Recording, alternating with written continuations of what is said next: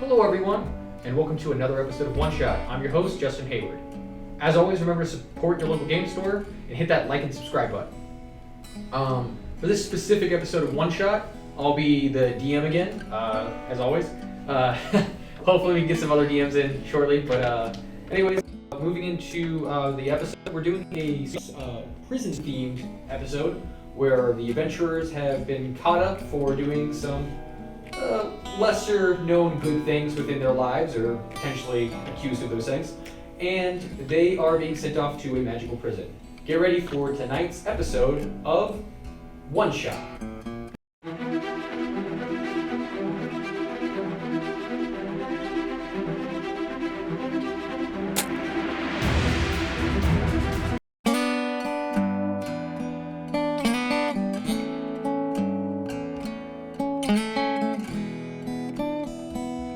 Let's go to prison. Our journey begins with our adventurers heading off into the country of Sankara. For one reason or another, our adventurers have managed to make it here. A dwarven country derived from its deep vastness of collecting jewels from the sea's floor through their deep tunneling expeditions on these large, massive land structures they have, or islands, that are very mountainous in terrain. Our adventurers have got caught up doing one thing or another, heading off to a dwarven prison. A dwarven prison, a anti-magical prison, also known as AMP. Heading off in a massive ship towards the unknown island, or this sort of this island off in the distance. You can see just on the horizon a sort of foggy clearing beginning to sway as the morning dew on the ship is slowly starting to dissipate. The members are in anti-magical handcuffs, a device in which any amount of restraint will cut off not only the magical presence within their hands, but their limbs completely off. They are attached to both their hands and their ankles. So, and they're kind of hog-tied together in front of them. They can move around pretty freely, but if they try to resist or try to pry their way out, they, at this point, understand that they would lose a limb. Some have tried, and some have failed. Each of them is inside of an individual cell, where they are sort of encompassed in the ship's sort of holding area. A sort of large sort of underbelly with individual cages. Sitting amongst us is 4 different men. The first one, a sort of small halfling with sort of graying hair, sort of a single monocule. He seems to have sort of a posh almost appearance as he's kind of sitting there sort of just looking around at his fellow inmates, kind of just nodding. He's off on the far left-hand side. In the cage next to him, we're going to introduce our first character, Cody. Will you please introduce your character to the audience? My character's name is Ragnnek. He's a Aasimar variant, and I'm playing a bard. Awesome. So, sitting inside of your sort of cage, you're kind of, at this point understand the limitations of your sort of restraints, as they were. The brine of the sea sort of rising into your nostrils, as you can kind of smell the sloshing water moving within the ship's hull, sort of just raising back and forth, increments of rat shit kind of just going past your feet, as most of these ships aren't the cleanest of vessels. What? Like the Black Plague existed or something? Sitting in the cage next to you, Luke, would you please introduce your character? I am Bock of Clan Night Mask. I am a drow elf with white eyes, gray skin, and white hair. I am 6 feet tall and weigh 180 pounds. Awesome. So, sort of a thin, sort of framed drow. sort of just like closing your eyes as you're trying to avoid the bright sunlight shining in through the sort of open cargo area at the top of the ship. Sort of shining in, you're kind of like trying to push back to avoid the direct sunlight as you have a sensitivity towards it. In the cell next to you, Matt, can you please introduce your character? So I'm playing Malice the Mute. He is a knight of the House Crowhill. He is a tiefling, blue skin. He has one broken horn with white hair slicked back with like a dark undercut.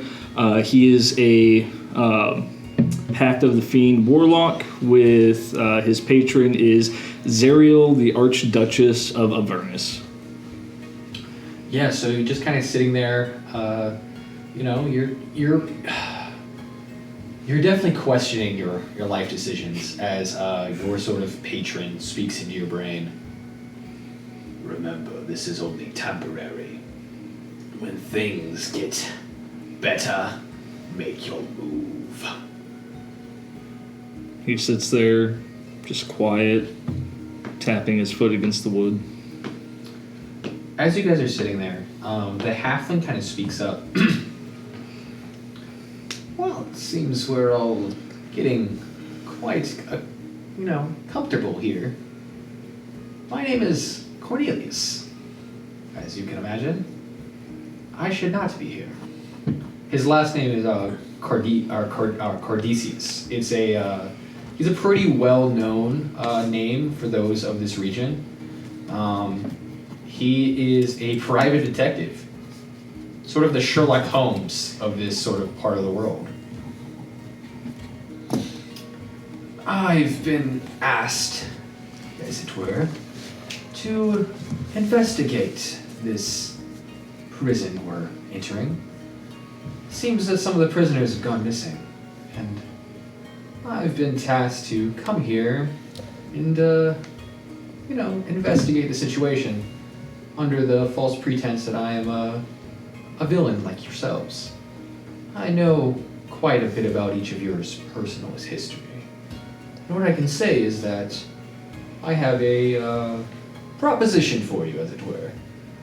If you can help me accomplish my task and keep me alive, as there are many people here who have put away myself personally,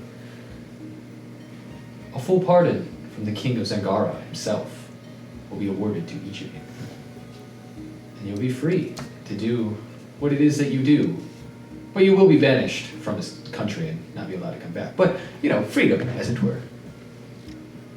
That's cool. What say you? I owe a bunch of bookies in this country. It's kind of why I'm here, so sounds good to me. I've been caught trying to steal the king's crown. I was set up. I know of your situation, so like I said, you leave the country and you're on your way. What say you? You see Malice sits there.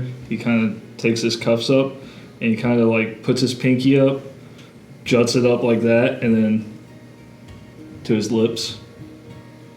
Interesting. Well, so that means a no from you, huh? He kind of turns to you guys like, That means yes. He says he's mute. Huh. Oh my gosh, tiefling. Interesting. Yes. I see now. And then you actually see him look at you and go, you're an interesting one. All right. Well, on that note, and then as he says that, a sort of large dwarvish man, shirtless, sort of kind of comes down, and he kind of comes down the stairs, he's like knocking on the wood, with a giant sort of metal baton. He's like, all right, shut your mouths. I said there's no talking. Especially you. You're the most talkative one of the bunch. He points directly. So actually, you need to write down your character names. So, character name, please. Ragnnek, R-A-G-M-E-K. R-A-G-M-E-K. Right? Bock. B-O-C-K. What's your character's name? Malice. Malice. Most commonly referred to as Malice the Mute. Malice? Okay, so yeah, he looks at you, Malice. He's like, one of the bunch. He's mute. I see you with your little hands. Little hands. And then he looks over at Cornelius and he's just like, Cornelius. Why do you put yourself in these sort of predicaments? And the little halfling kind of is like, basically like almost chest deep in this sort of mucky water, kind of like steps on the little stool that they provided him, and he kind of just holds up his little hands together. He's just like, I don't know, but for whatever reason, the crown has asked for my help, and I do what the crown requires. He sits there, like Malice looks at him, and he says, basically, why? They paid rather well. Do they?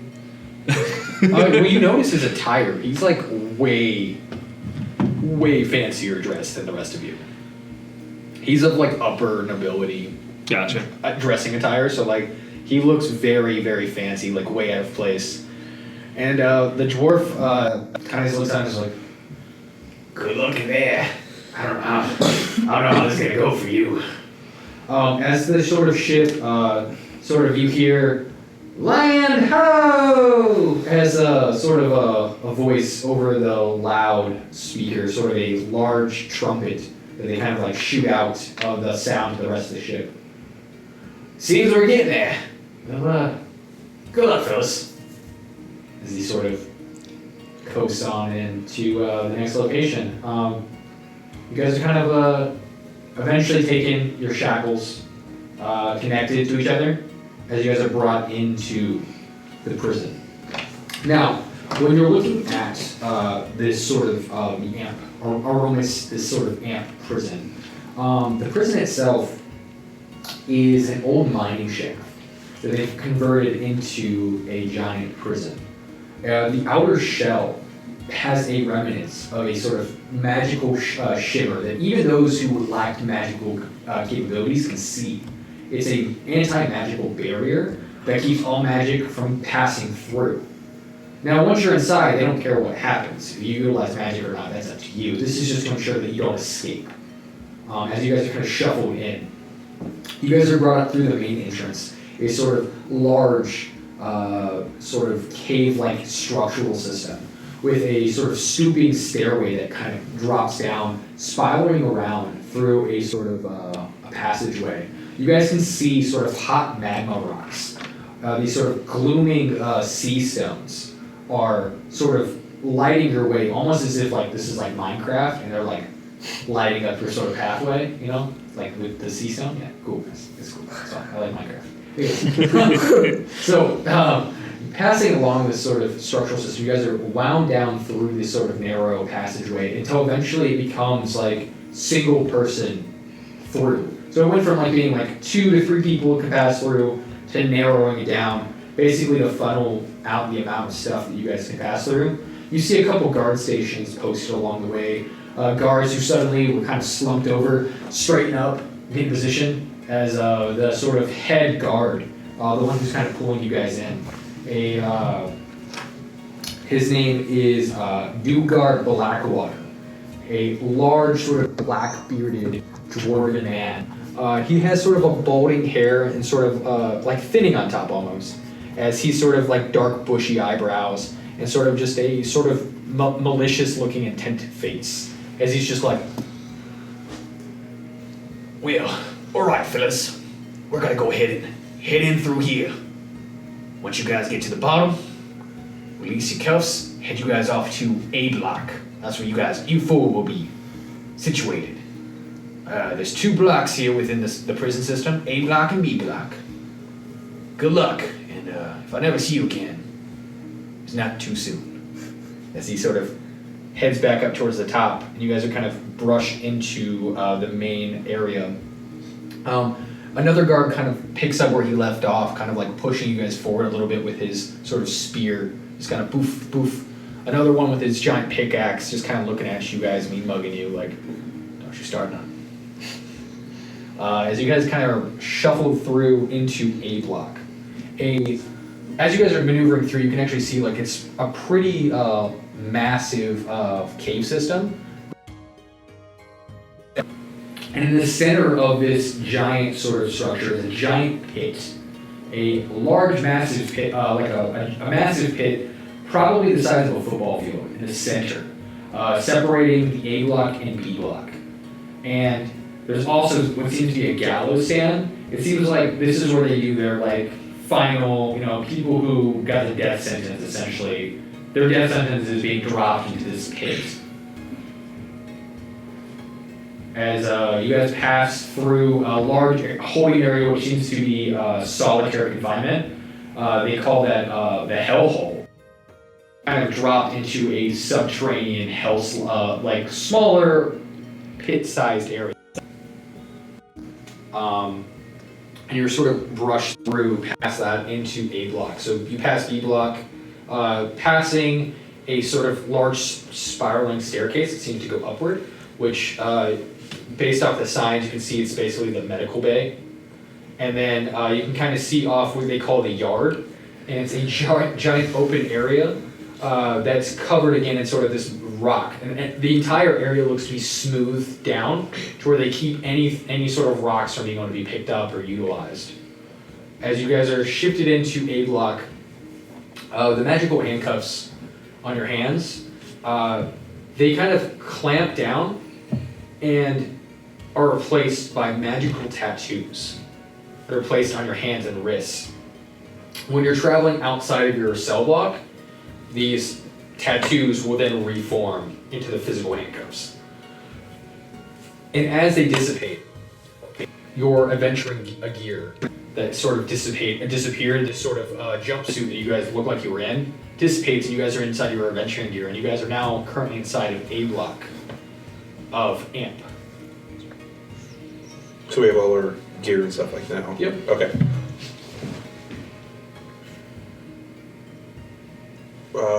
Cornelius with us? Yep, Cornelius is with you. As you turn around to like see Cornelius, you notice his attire is completely changed. Mm-hmm. His hair gets scruffy, sort of pushed up. His clothing itself actually looks completely different. He looks very much like a sort of tiny wizard.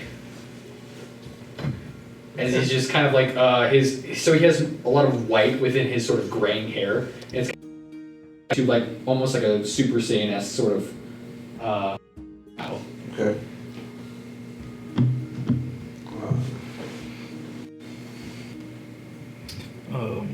Can I cast familiar? You sure can. Okay. I'm gonna go ahead. I'm gonna cast my familiar. Basically, have it appear as like a raven, and have it sit on my shoulder, and I'm gonna talk through it, and it's literally going to be my voice speaking through it, and it's gonna look at you guys and be like, "So, what's your guys' names?" Ragnnek. What's your name? Ragnnek. Gotta be honest with you, this isn't the first time I've been to prison, so... but this one is definitely a lot tougher looking than the ones I've been in before. Interesting. Interesting. He said raven, not parrot. Come on. Is it not the droid you're looking for? And your name?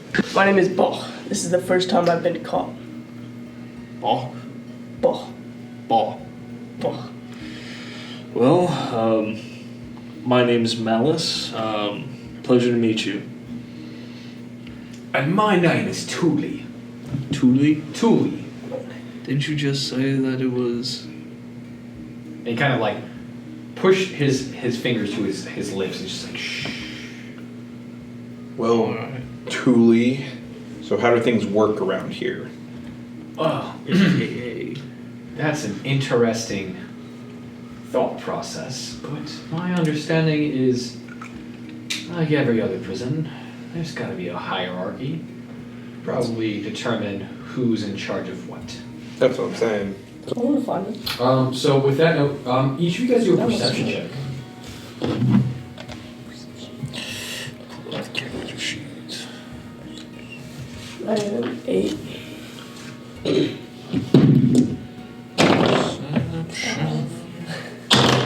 Did I still just get the 8? You added 2, what you rolled. Yeah, so that's 13. Okay, so what did you get? I got 7. 7? 13? 21. Okay, so looking around, you notice specifically, we're gonna say Ragnnek, right? Ragnnek? Okay. Ragnnek notices right away, this isn't your first rodeo, you've been here a lot, so you notice the general cues and ups and downs. As you see the traditional, Rashmi! See someone sniffing and barking like a dog inside one of their cells, like arr, arr, arr, arr. Someone's getting traded for cigarettes. That's Weirdo? And within your guys' cell block, you would notice that there is a pretty large gang group. There's kind of 3 main markings you notice. One is a pickaxe. That seems to be tattooed on a lot of the dwarvish members. the prisoners, right? Yes. They're called the Pickaxe Gang. Sort of the dwarven ruffians. Next one you would notice is sort of a serpent with wings, known as the Flying Snakes. This is mostly your humans and sort of outcast types of people. And lastly, you see sort of black mark, and that's called the dark magic. It's mostly your pretty high level assassins and necromancers, people who have done real crimes. These are your lifers. What is this, Harry Potter, the Dark Mark? Yeah. The Death Eaters? Yes, clearly. Dope. But it's actually necros. it's an actual black mark, where it looks like their skin was actually eroded almost. To indicate, Definitely necromancers. Yeah, it's physical people who've done real stuff. They got the Pirates of the Caribbean black spot. Yeah, essentially, Davy yes. Jones. That's what we're going for here. They're the real thugs. So, as you guys are you specifically look about, you can inform your party members. You guys kind of just notice the different array of cell structures. So they mostly have it. It seems like it's single cells, but they're kind of in quads of 4. So they're kind of a T shape. And there's an empty block that just says newcomers, which seems like each of you guys are assigned a number 1, 2, 3, and 4. And that's the closest to the door is your guys' sort of cell numbers. Okay. Cool. So we get our cell pod essentially. Okay. What time of day is it? When you were heading into the prison, you would remember that time. Now that you're in prison, there's no way to determine what time of day it would be. Well, I'm just thinking chow time and stuff like that. So just establish a clock. There is no clock. There's no clock. It's just free roaming. It's free roaming. Okay. The understanding is that the chow hall seems to be open. You guys kind of get what's called a meal ticket. You take your meal ticket and you turn it in every day, and you get your single meal ration. And it's basically just kind of slop. Yum. Okay. But there's no specific time for anything. You also notice there's not any roaming guards. Self-patrol. Essentially, so the guards are on the outside of the magical barrier, but within inside of your own area, you can head out to the rec yard, the yard, or you can head into other areas, but past the. Basically, you can stay on the left side of the pit. If you guys try to go to the right side of the pit, your handcuffs go off, and you were told that if you guys head off past 100 meters, limbs literally chop off. And they all 4 happen at the same time. Fun. Nice. Cool. Cool. Is there any gambling going on? Like, like cards in the yard, dice rolling? Yeah. So you, amongst the sort of groups, you can see that a lot of them are sort of like pretty tight knit. But you could see a bunch of people sort of off in the corner. There seems to be some sort of ringleader who's doing basically a shell game and some card games, and he's just running shop. Any dice games over there? Yeah, there's basically Everything. cards, shells, and dice. Cool. I'm gonna go play with them. Okay. Before you sort of head off, your halfling friend sort of taps you on the shoulders. Mm-hmm. Hey, remember, I don't want to die, so don't just leave me, okay? You get these two with you. I'm going for some information. I'll be right back. I'm just. He's like looking at all of you, like, remember, the deal will only affect as long as I'm alive. Yeah. As the sort of larger sort of fellows are sort of looking at him like, Do you want that deal to end now? Okay. But you do notice him sort of eyeballing the different directions, like, information gathering's good. Yes, go. But Cool. That's what I'm doing, so. Trying to think. Because, basically I would ask him, so what exactly is it that you're needing here? Like, very specific. So, apparently, the prison has noticed that a large number of people who have gone missing or, disappeared that should be here. Larger than normal. There's some sort of anomaly that's occurring. Are you talking prisoners or Prisoners. prisoners? Okay. Guards are still. Guards are still fine, but it Okay. seems that the prisoners themselves have gone missing. There seems to be a large number of these prisoners that have seemed to have gone missing for one reason or another. And while a number of prisoners going missing is not necessarily something to worry about, the amount of numbers that have gone missing is something to worry about. The warden is very particular about how they run their prison, and while it's pretty open-ended, hundreds of people going missing is pretty bad, and they're under investigation, and that's why he's here, not letting the warden know the situation. Obviously, the boat people knew because they were taking him, but past the boat, no one knows who he is. And he's trying to keep it that way because he's, secretly investigating this sort of case. So, main mission, figure out why people are disappearing. Essentially, yes. Cool. Is there any place where I can get like cups? Cups. So you do have your water skin. Water skins are No, pretty. like an actual cup. Yeah, you can probably have like a metal tin, but like if you're looking, the metal would be like the metal tins would probably be the only thing you have. Your best bet to look for something like that would be in your own cell. You probably would get like basic supply of things like a toothbrush, medieval toothbrush, whatever that is, Where can I get the tins? Huh? Where can I get the tins? You would get it in your room. Essentially, there's four rooms. Each of you guys have your own room. You go to get all those supplies there. I'm gonna go to my room. Okay. You're heading off to your room. Where are you? I'm gonna stick with Thule and basically kind of somewhat protect him and get him to his cell. Lee sort of coughs a few times and is like touching their throat. Is they're like,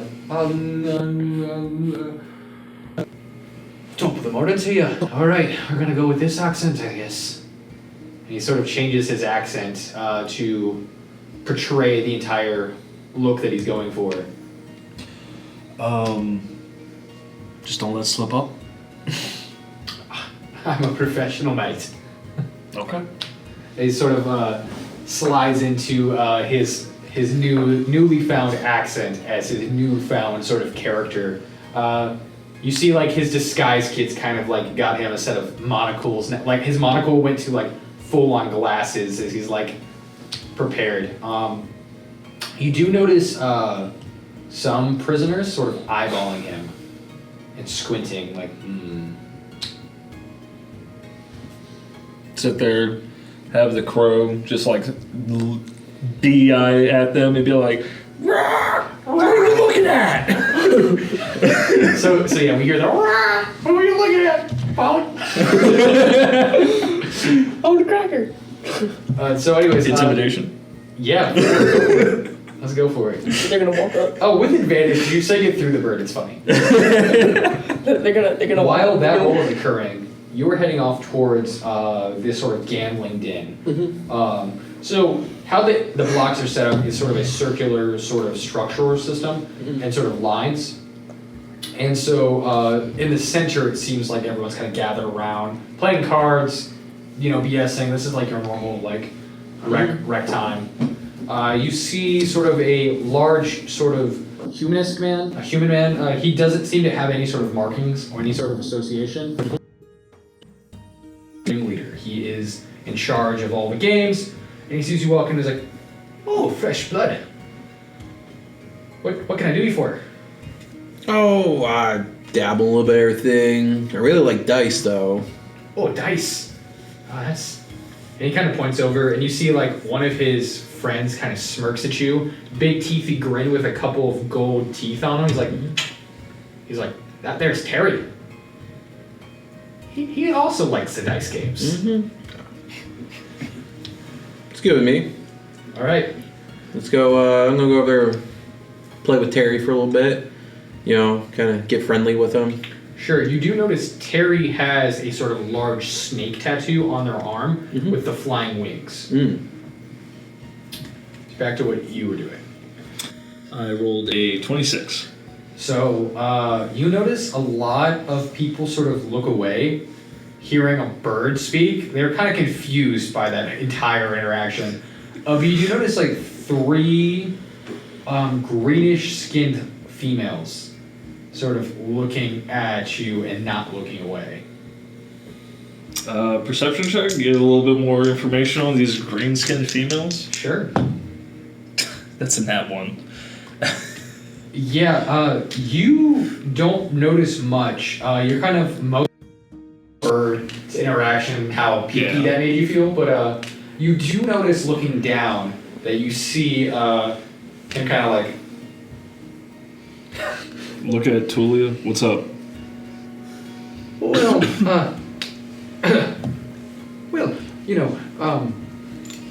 I actually do know those ladies over there in the corner there. Yeah.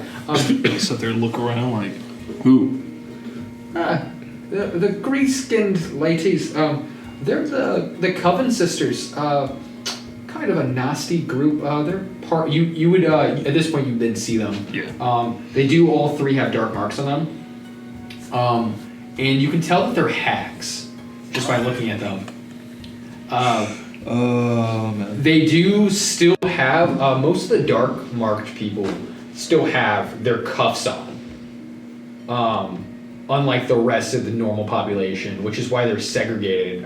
That's where the marking on their hands is, or the marking on their bodies is actually to represent that they've been physically marked as too dangerous to allow to have magic, even within the walls, because people just start dying. Yeah, they're basically just branded. Yeah, essentially, yes. So the 3 sisters, the Coven sisters, are 3 hags who are part of a coven who he seemed to have ringed up a couple years back for, eating people, essentially. The crown really frowns upon, it's not really they're fond of, so, I got tasked with discovering what was going on, and, I put them away, but... Why weren't they executed? Well, legal system, you gotta give everyone a free chance, so they're waiting. They're in waiting. They're hags. Yes, but there's all sorts of creatures here. We have to be fair with trial until proven guilty. Can I do a history check to Yes. to like understand how Yes. this complete and total crapshoot this? Yes, exactly. this- Yes, go for it. While he's doing that, I grab the cups from my room, and how exactly many are there? There's 1 cup. You get a single tin cup. That will be a 21 for a history check about the judicial system of this We will realm. get back to the history of this country and what you know after we do some rolls. All right, so for those of you who have watched an episode of One Shot, know I like to do a special thing called a roll-off to determine who's going to win. Cody has had me as his DM before, and he knows the rules. Mm-hmm. So, Cody, roll off. We're going to do 5d20. Highest, you're going to add your sleight of your dex modifier, so your sleight of hand. Okay. To determine. So what I was going to ask for you was I have for my starting equipment a set of loaded dice. Okay, I will. So what I need you to do is see if you can win this first hand of roll off against me with your modifiers. If you win, we'll say that you slide in the loaded dice, and after the roll off, all winnings that you could potentially get double. Cool. If you fail, you get caught with loaded dice. Okay. All right, 5 d20s, right? 5d20s. Okay. Neither am I. I'm in my room gathering cups. Mom, I'm I was scared. gonna set up my gambling thing, and then with my sleight of hand, I was gonna slip the ball buried in my pocket. Oh, that's not good at all. These girls are criminals, right? I have an 11 in sleight of hand. I'm pretty good. These are probably criminals. Yeah, I don't care. They'll catch you. You know what else I'm pretty proficient in? Running. I was running. He's gonna Forrest Gump his way out of the situation. What am I adding? You're adding your Smack people with the sleight of hand cups. modifier. For each roll? Yes. 5 times? Okay. I can't work. Thank God for that.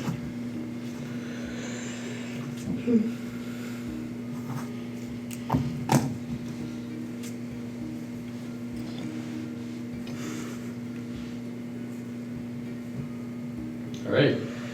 You ready? Yep. Reveal your number. 66. Total number says 68. Of course it is. So, as you slide in your first loaded die, your hand is grabbed. And he looks at you and goes, "Snaky, snaky. What makes you think you can slide in loaded die?" What are you talking about? He picks up the die and he literally drops it. And then he drops it again. That's not mine. You gave that to me. Everyone's looking at you guys now. Do a, you will have regular roll. I would have given you advantage had you won. So I will. You're the one cheating me over here. Go ahead and do a persuasion roll for me. Let's see if you get that. On that note, history time. So, your extensive knowledge of this country seems to come into play here, as you understand the crown itself has had a lot of changes in power, and so the rules of how their country has been ran has differed over the years. But given their current structural system, any law that's been passed cannot be changed, only amended.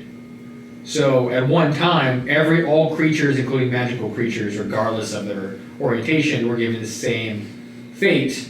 Now, when committing a crime, they are simply sent into prison as lifers if they've done over X amount of decree. So they have to follow the judicial system of, did they commit the crime, do they have proof? And that's where the private investigator was sent in to physically determine, was there enough evidence to convict them? Even though, yes, they are hags, and generally in most countries it's kill on sight, this covenant is allowed to live here freely and pursue their ambitions as long as they do not inflict with the crown, which did the moment they stole the king's daughter and ate her. So, you know. It's dark. Yeah, it's a dark country. I mean, you know what hags are, right? Surprised the king didn't smack him up. So anyways, there's 3 hags just chilling in a corner. Sitting next to a large, sort of hooded figure that you imagine to be another member of the Dark Mark.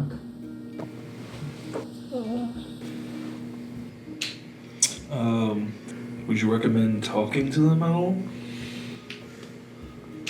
I mean, I'm not going to talk to him. And then he kind of... I mean, I'm not going to talk to him, but, you know, because you can tell he's definitely scared. Like, he lost his character completely for a second. It's just like, oh no.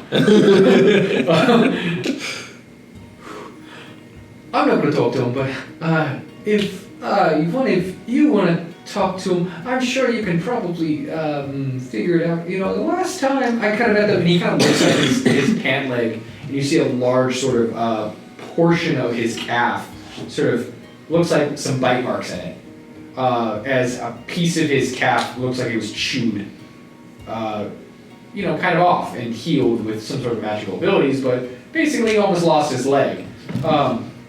You know, I was dinner last time. I don't think I can go through that again. Fair enough. Go to the cell. Make yourself at home. I'll see what I can't find from our hooded friend. Okay. Are you sticking with your companion? I'm going to the place where there's like gambling and stuff going on. Okay, so no one's with Julie right now. Just so you guys are aware, outside game. Well, I was already in my room. Well, I was going to have him go... I figured, the cell was nearby. It is, but there's not locks on these cells. Oh, okay. So he can't protect... Okay. Wait, so am I by him? Am I by Tuli? You are currently in your cell, which would be the next cell over. Oh, well. So you can see this interaction before you leave. Then... Before I go, I'm gonna hand him both of my daggers.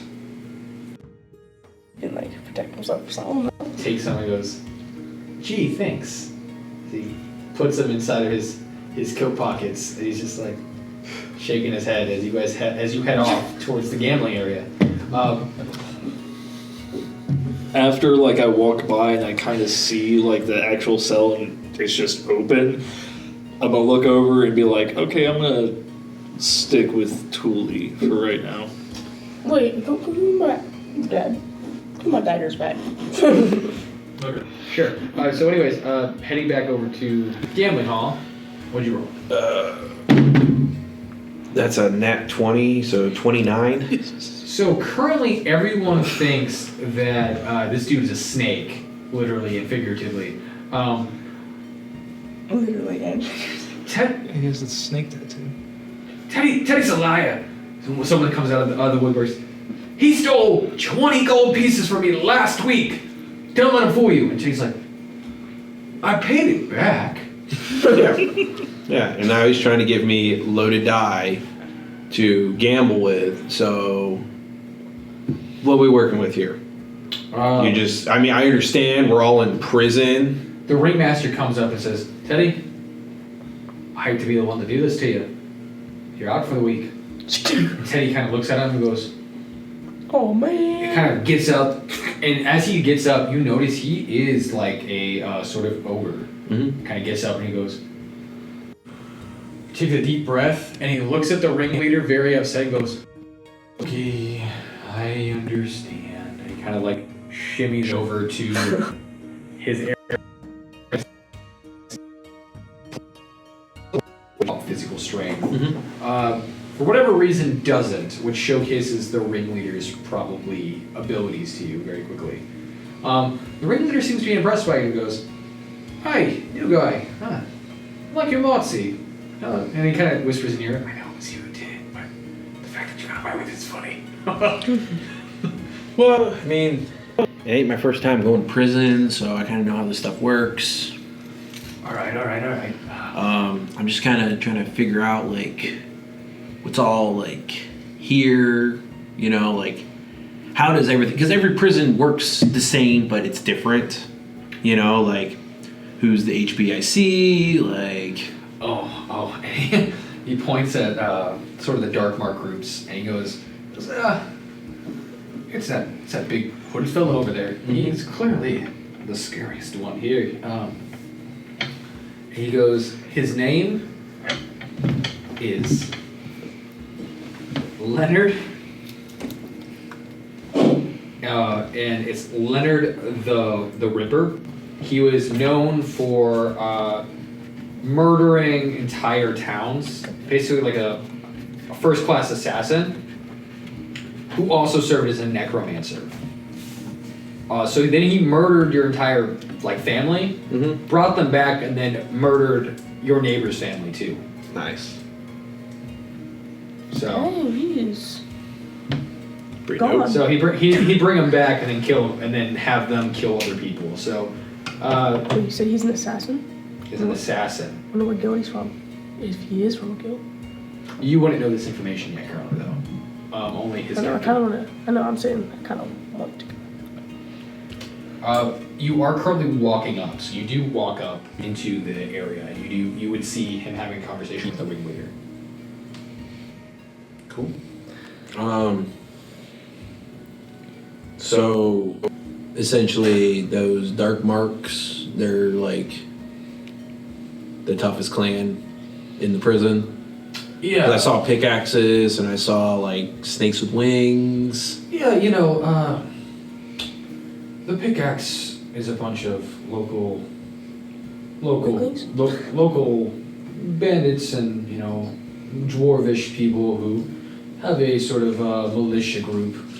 They're probably your run-of-the-mill everyday gang or affiliation. Flying Snakes, they're world-known organization. Pretty well established within most regions. So you know of the Flying Snakes, Yeah. even regardless of in your previous prison. I just want to know how they rank here as opposed to where they are, because pretty much it goes pickaxes bottom, snakes middle, black mark top. Exactly. What gang to mess with essentially, or don't mess with. And then unaffiliated is obviously the bottom, which is what you guys are. Yeah. I'm gonna see if there's anybody with the Night Mask branding, our guild branding. Sure. Go ahead and do a investigation check for me. Actually, it'll be perception. Yeah, do a perception check. What'd you get? I got 10. You do notice one person who has the mark, a sort of small, dwarvish girl, and she's sort of just tinkering with something in her hand, kind of like a metallic bird, and she's cranking it, sitting down. I'm gonna walk up to her. Aye. What you want? I'm gonna show her the guild branding. Okay. What is this? A first date? You trying to show a girl a first time? What does that mean here? We're in prison. What are you in here for? Burgling, obviously. I'm very bad at it. Clearly, I got caught. You notice right above her guild tattoo is another tattoo, which is the pickaxe. Sorry, it's gang group over guild group here.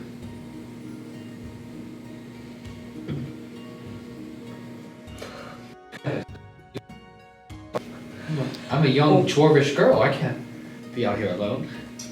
First, I'm gonna ask her if she knows anything about how this place works, though. Yeah, she goes on to give you a pretty good rundown of basically that each section runs a different portion of the prison. Black Magic pretty much has it where they kind of run the drugs and sort of movement within and outside the prison walls.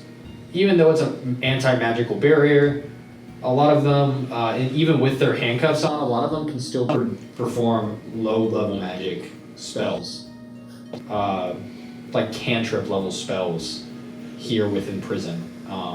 just because they're that good. Without even blinking or moving their hands, they can just cast spells with thought. So they're kind of in charge of, drugs and money. Then you have like the pickaxe group. They're sort of in charge of bringing in the food. So if you're looking for any type of like specific foods and you don't want to just eat slop, then you want to go to the pickaxes. And then information about the outside world is going to be the flying snakes. I'm gonna go and ask her how she got to join the pickaxes. Well, it's a birthright, first off. You gotta be a dwarf. Being in a dwarven country, in a dwarven prison, that's kind of how that works. Oh, So, I don't think you're really... your best bet is... Kind of looks at you, realizing you're not very strong. Just because, you're not clearly going to be black mark material, otherwise you'd already be in handcuffs. Your best bet is, if you're trying to join like a local group, it's probably the Flying Snakes. They have pretty good influence, and they're more of a universal group. They take whoever is willing, but there's a high cost, high reward system for their organization. I'm gonna see if there's anybody in the area with the flying snake symbol. There's plenty of those, yeah. Well, I'm just gonna... Is there anyone with the branding of the guild? That was the only one. Your guild isn't really common within a foreign country. And most people don't showcase that they're part of a guild. You just kind of got lucky and saw it. I'll just go up to one of the people that had the flying snake tattoo. Okay. Alright, back to you. Okay. Sitting there with Thule and everything like that, I'm gonna be like, hey, I'm gonna need you to stick kind of close, but let's go try to talk to this hooded guy. Oh, shite. Alright, well, if you're gonna talk to him, I do have a contact in B Block that we can probably talk to too. B Block? Who is it? It's a sort of another halfling like myself. Okay. He's a lost cousin. His name is Jimothy. Will he recognize you? Me and Jimothy have had a long run of hating each other, so probably. Oh God. But he does report to the king directly, so given the context of the information, if he sees him, he knows it's official business. He'll answer. He'll give him the information. He's just not inclined to be happy about it. Yeah, it's actually. All right. We'll talk to Jimothy after the hooded gentleman. Cool. So you guys are having that conversation. Back over to where you are. You're with the ringleader. Mm-hmm. Again, you don't notice any of the marks on the ringleader. Yeah. He's one of the only unmarked. But he does kind of look at you and goes, "You're wondering, aren't you, how I'm unmarked but still holding such a high position?" Not really, because markings deter people. Unmarked people bring in everyone. Essentially, everyone is welcome because it's not pickaxe only or flying snake only. Been to prison a few times, so I definitely understand. You stay neutral so you can let everyone in, but there's still the established rule. Which I respect that. I mean, I just got here, so probably be here for a while. Do you know anything about initiations and how to get on the good side of one side or the other, or even how to get in? All these pickaxes, obviously, they're all dwarves. I'm not a dwarf. And from what you've explained, they're the bottom. I don't really care to be on the bottom. Snakes and black marks. Obviously, big dude over there, black mark. Do you know how to get on his good side? Earn some favoritism with him, some points? Oh, big guy. Oh. Your best bet is to. He's really fond of sweet cakes. Sweet cakes? Sweet cakes. You're gonna have to pull a deal with one of the pickaxes to get access to one, but if you manage to pull one, they have a more of an abundance of them on the on B block. B block? B block. It was kind of a thing. They give us one treat, they give the other side another treat. Trade them off. Gives us an internal trading mechanism, but it's really hard to get from A block to B block. So clearly, kind of shakes his hands. You can see that he is cuffed, but he doesn't have a black mark. Yeah. Cool. Do you know how to go from A block to B block? You can do a parlay with the guards.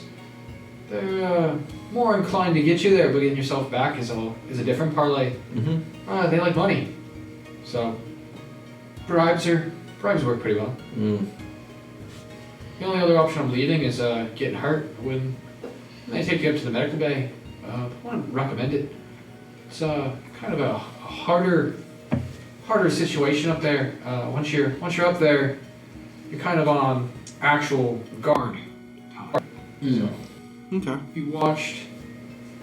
They've had some disappearances up in Medbay, so they're a little bit more inclined to not let people free roam. Okay. Well, thanks for your help. Of course. And, flick him a gold. He sort of like spins it on his fingers, and it disappears. Kind of shows you his hand. And then he kind of yeah. So you currently are trying to talk to one of the snakes, right? Yeah. Okay, so going over to one of the snakes, you notice a sort of you notice a couple. So first off, you notice a bald-headed sort of human with sort of a white eye and a snake tattoo that goes all around their head and sort of wrapped around their neck. And then you notice that their eye is physically like the eye of where the snake would be. So it's kind of a canted sort of tattoo where their eye is the snake tattoo, the snake's face essentially, from like a top-down point.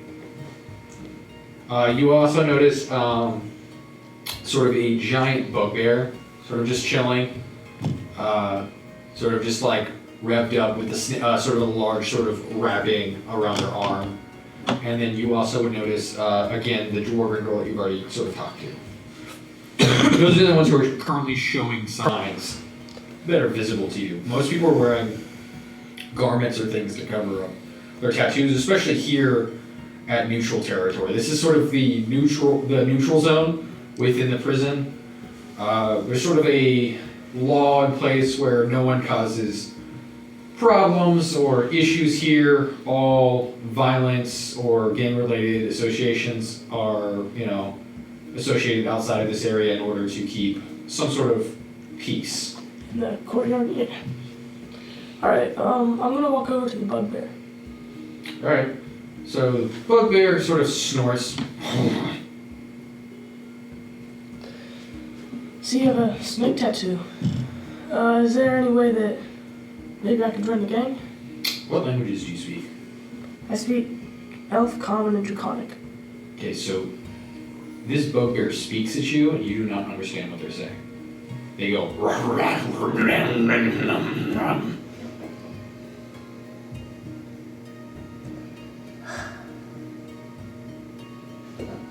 I'm just gonna strike my shoulders at him. Kind of just goes back to like, he's like, because his hands are so big, he's like individually pushing the die with his finger. It's like, and then it rolls like around like the circle like 8 or 9 times before stopping. And then you see like the sort of small like elf sort of drop a card down, and the bugbear kind of like wipes their nose and had a whole bunch of boogers on it and slaps the card, and it sticks to their hand, and they're kind of just like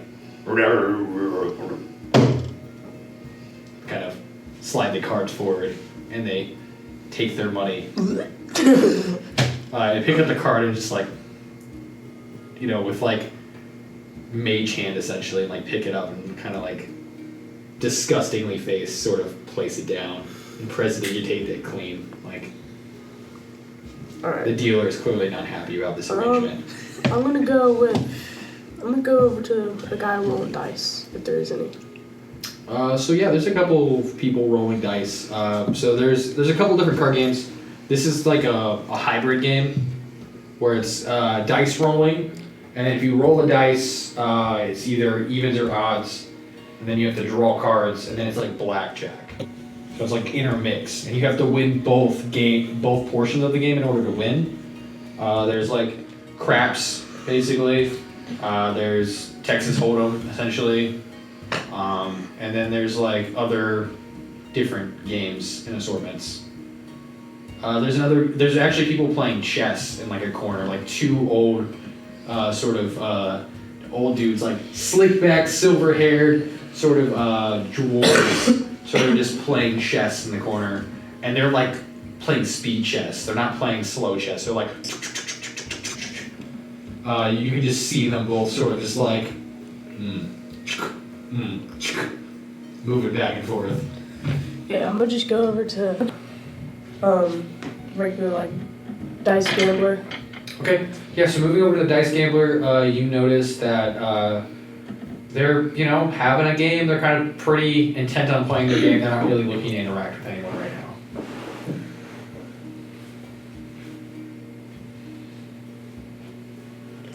You're gonna have Is there to persuade. anybody? Okay, I have a few other ones. Is there anybody doing like those cup shuffling things? Yeah, the show game? Yes, there's somebody doing the show game. So that is actually the ringleader who's running the show game right now, currently. Well, I don't want to mess with him. Yeah, he's currently in charge of the show game. He's like watching over it. One of his staff like went to go take a break or whatever, and like he's over off in the corner, like lighting a sort of puffing on a giant sort of what is it, like a pipe, just kind of in the corner. Is sort of a what is it? What is it? Can't remember off the top of my head. Cool. Race. So just describe them. Yeah, what are they? A gnome. That's what I was thinking. No, there it is. Cool. So it's a gnome, just a sort of elderly gnome, sort of puffing on their pipe in the corner. Just Right. enjoying their 15-minute break as the ringleader sort of takes over. I'll go to the place where they're doing the cups. Okay. As you're heading off towards there, back up to you. Okay. So the hooded figure and through my familiar be like, Right. Hello. and immediately when he says that, the familiar like, Jesus Christ, I hate it when you keep doing that. Just sit there and sign, Kane, shut up.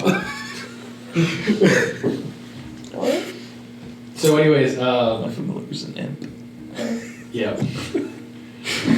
So, anyways, he kind of looks back at you and he just goes. So now you want to actually, now you can actually converse, yes. But sit there and be like, hello, sir. The hooded figure. What languages do you speak? Bizzle, Infernal, and Common. You do understand them. You hear. Just that demonic speech. Yeah, but like that's what like comes out of their mouth, and as they sort of speak, their words are, "What can I do you for, cousin?" As they sort of reveal that they are a tiefling. Well, from what I understand, that he's Black March, correct? Yep. I kind of like point to his mark that many of you pretty much run the show around here. I was wondering if you might be able to shed some light on something that's been happening from what I've been told just from coming in here. People disappearing, being, just either like eaten, killed, or something along those lines. Do you know anything about that? Before he speaks, do a perception check on me.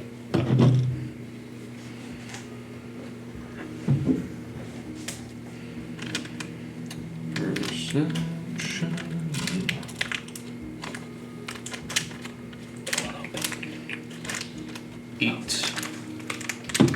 So you can kind of notice the three sisters sort of.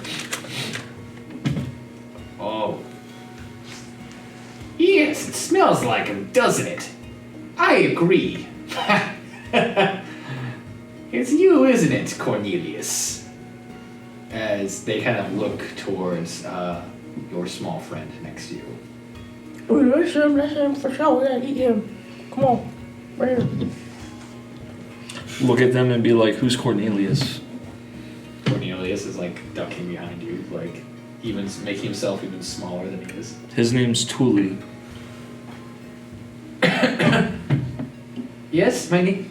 Accent changes again. My name's Cody. My name is Tuli. Hi, nice to meet you. Didn't I tell you about this? I mean, he's kind of a runt, but still could be a useful tool since the name. So, you notice that the hooded figure kind of just like looks at you and goes, "All right," and he kind of like puts his hand out towards the three sisters, and they stop in their tracks, and they're like, And he's like, That's worrisome. and he says it like obviously in abyssal, and so you can hear it and they can too, and he's just like, "You can eat your snack when I'm done talking to this chick." Now back to what you were asking. As you know, we're people of deals. Information is a valuable asset. The information you're asking for is very valuable. Specifically to, and he points it to the little runt next to you, to them. If you don't know, most of their kind work for the crown.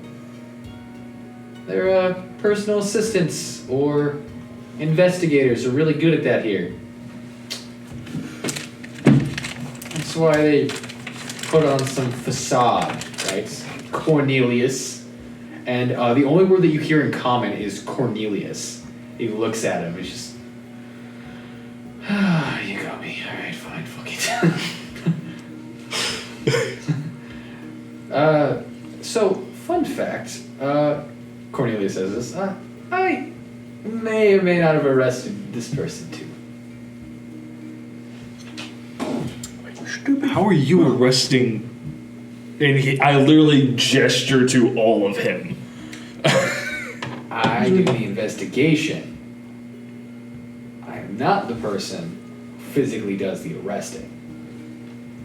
They have high-level magic folk for that, you know? Thanks. I'm gonna look for Cornelius. Legitimately look at him and just be like, sign it. That way he doesn't understand, but like, Jesus, what good are you? And he looks at you and goes, signs back to you, he's like, better than you think I am.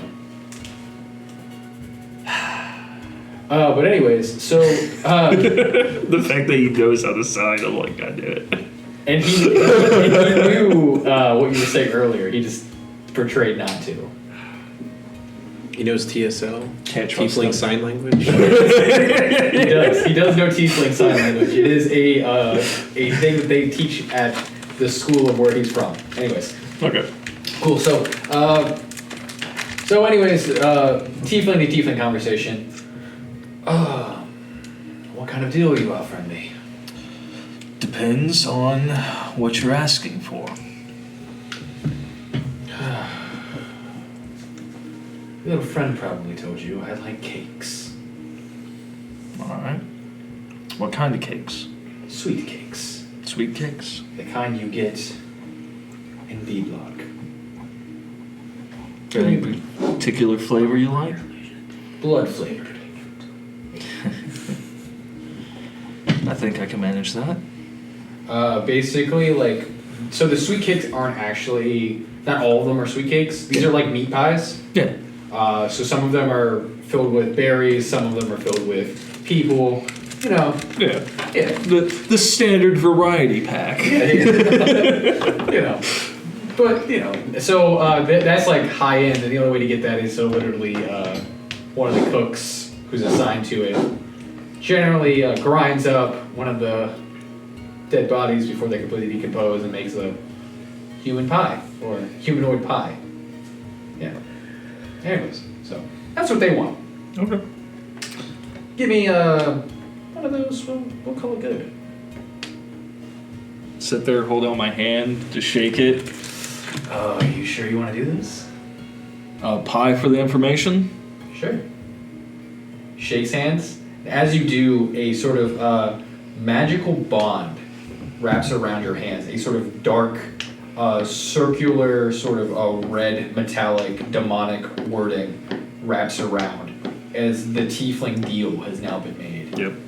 And as you do, you see on your hand a sort of marking that just says basically it's like a task list. Yeah. And it's it's below a couple other deals you've already made that you haven't kept up with yet, like, call your mom. Clean your room. Like you're supposed to keep up with your mom, and obviously your patron deal is on there, and then obviously this third one. So now you're three in, and as you notice, you have 3 of them marked, and they're on the inside of your fingers, and you can only make enough deals as you have fingers. So if you ever lose fingers or a hand, Can't make a deal. you can't make the deal anymore. But, alright. I'll be back with that sweet cake. All right, I was looking forward to it. He kind of licks his lips. Oh. Now back to the problem with your little friend here. They also like meat cakes. They're kind of gnawing on a bone in the corner, drooling and trying to eat Thule, as you described it. Sits there and thinks to himself, yeah, it could be a meat cake. Very easily. So, if they don't get one too, they might eat your friend.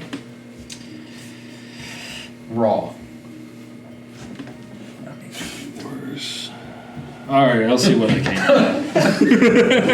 So, the 3 sisters clap and they're like, and that's why he's the boss. Thank you.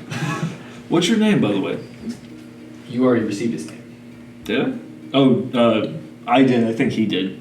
Oh, what's his name? Leonard? Leonard. Yo, that's his human name. Oh, he's the Ripper. Yes. Okay. Leonard the Ripper. Oh, I thought it was a Reaper. I was like, No. So am I next to him during this entire conversation? No. Okay. No. I thought that you had the information, which is No. Yeah, no. His name is Leonard the Ripper, and he is basically the tiefling Jack the Ripper. Okay. Dope. He went through, and just He only got caught because of a private investigator, the Sherlock Holmes, essentially. Stupid halflings. Hey, man. Alright, well, I'm going to go and gather up my compatriots. Cornelius kind of is just like, well, could have been worse. We could have ran into some of my other problematic friends. How many friends do you have here? Well, I'm a very likable person. Clearly. And then he goes on to say, look, I was really good at my job, all right? That's why I'm here. But I did kind of mess up in the last sort of job I did, and, this is my redemption arc. When you say mess up, what do you mean exactly? The princess's daughter, or the king's daughter was, kind of my job to find her. Couldn't find her in time. Already meat pie. You let the king's daughter get eaten. I didn't solve the crime fast enough. They're the ones that ate her. and the king let him live? You do realize they're probably going to try to eat you at some point. Oh yeah. That's why you're here. There's 3 of them, 1 of me. I asked for 3 people. I'm just saying, like. Alright, so shifting back. So what would you like to do now? You've kind of had your interaction. Well, I got my information, so I figured I would go return to Thule/Cornelius and Malice. Yeah. Right? Mouse. Okay, I just want to make sure I say it right.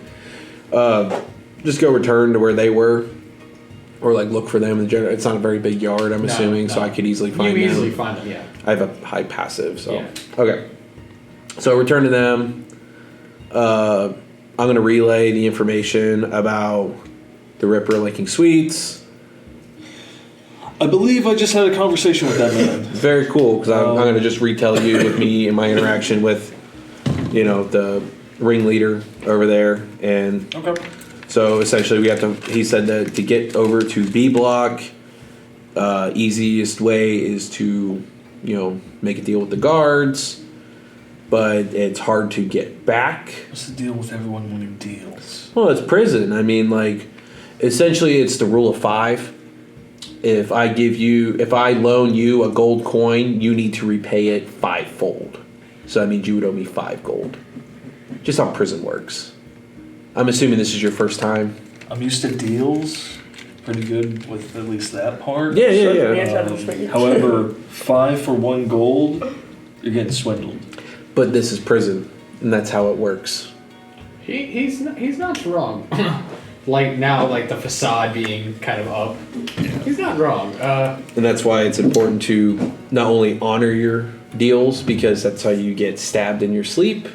Well, I don't exactly have choices when I make deals. No, I understand your whole situation, even though Asimar, I know very much well what tieflings are, because I'm... So you would understand your ways of dealing with things are different.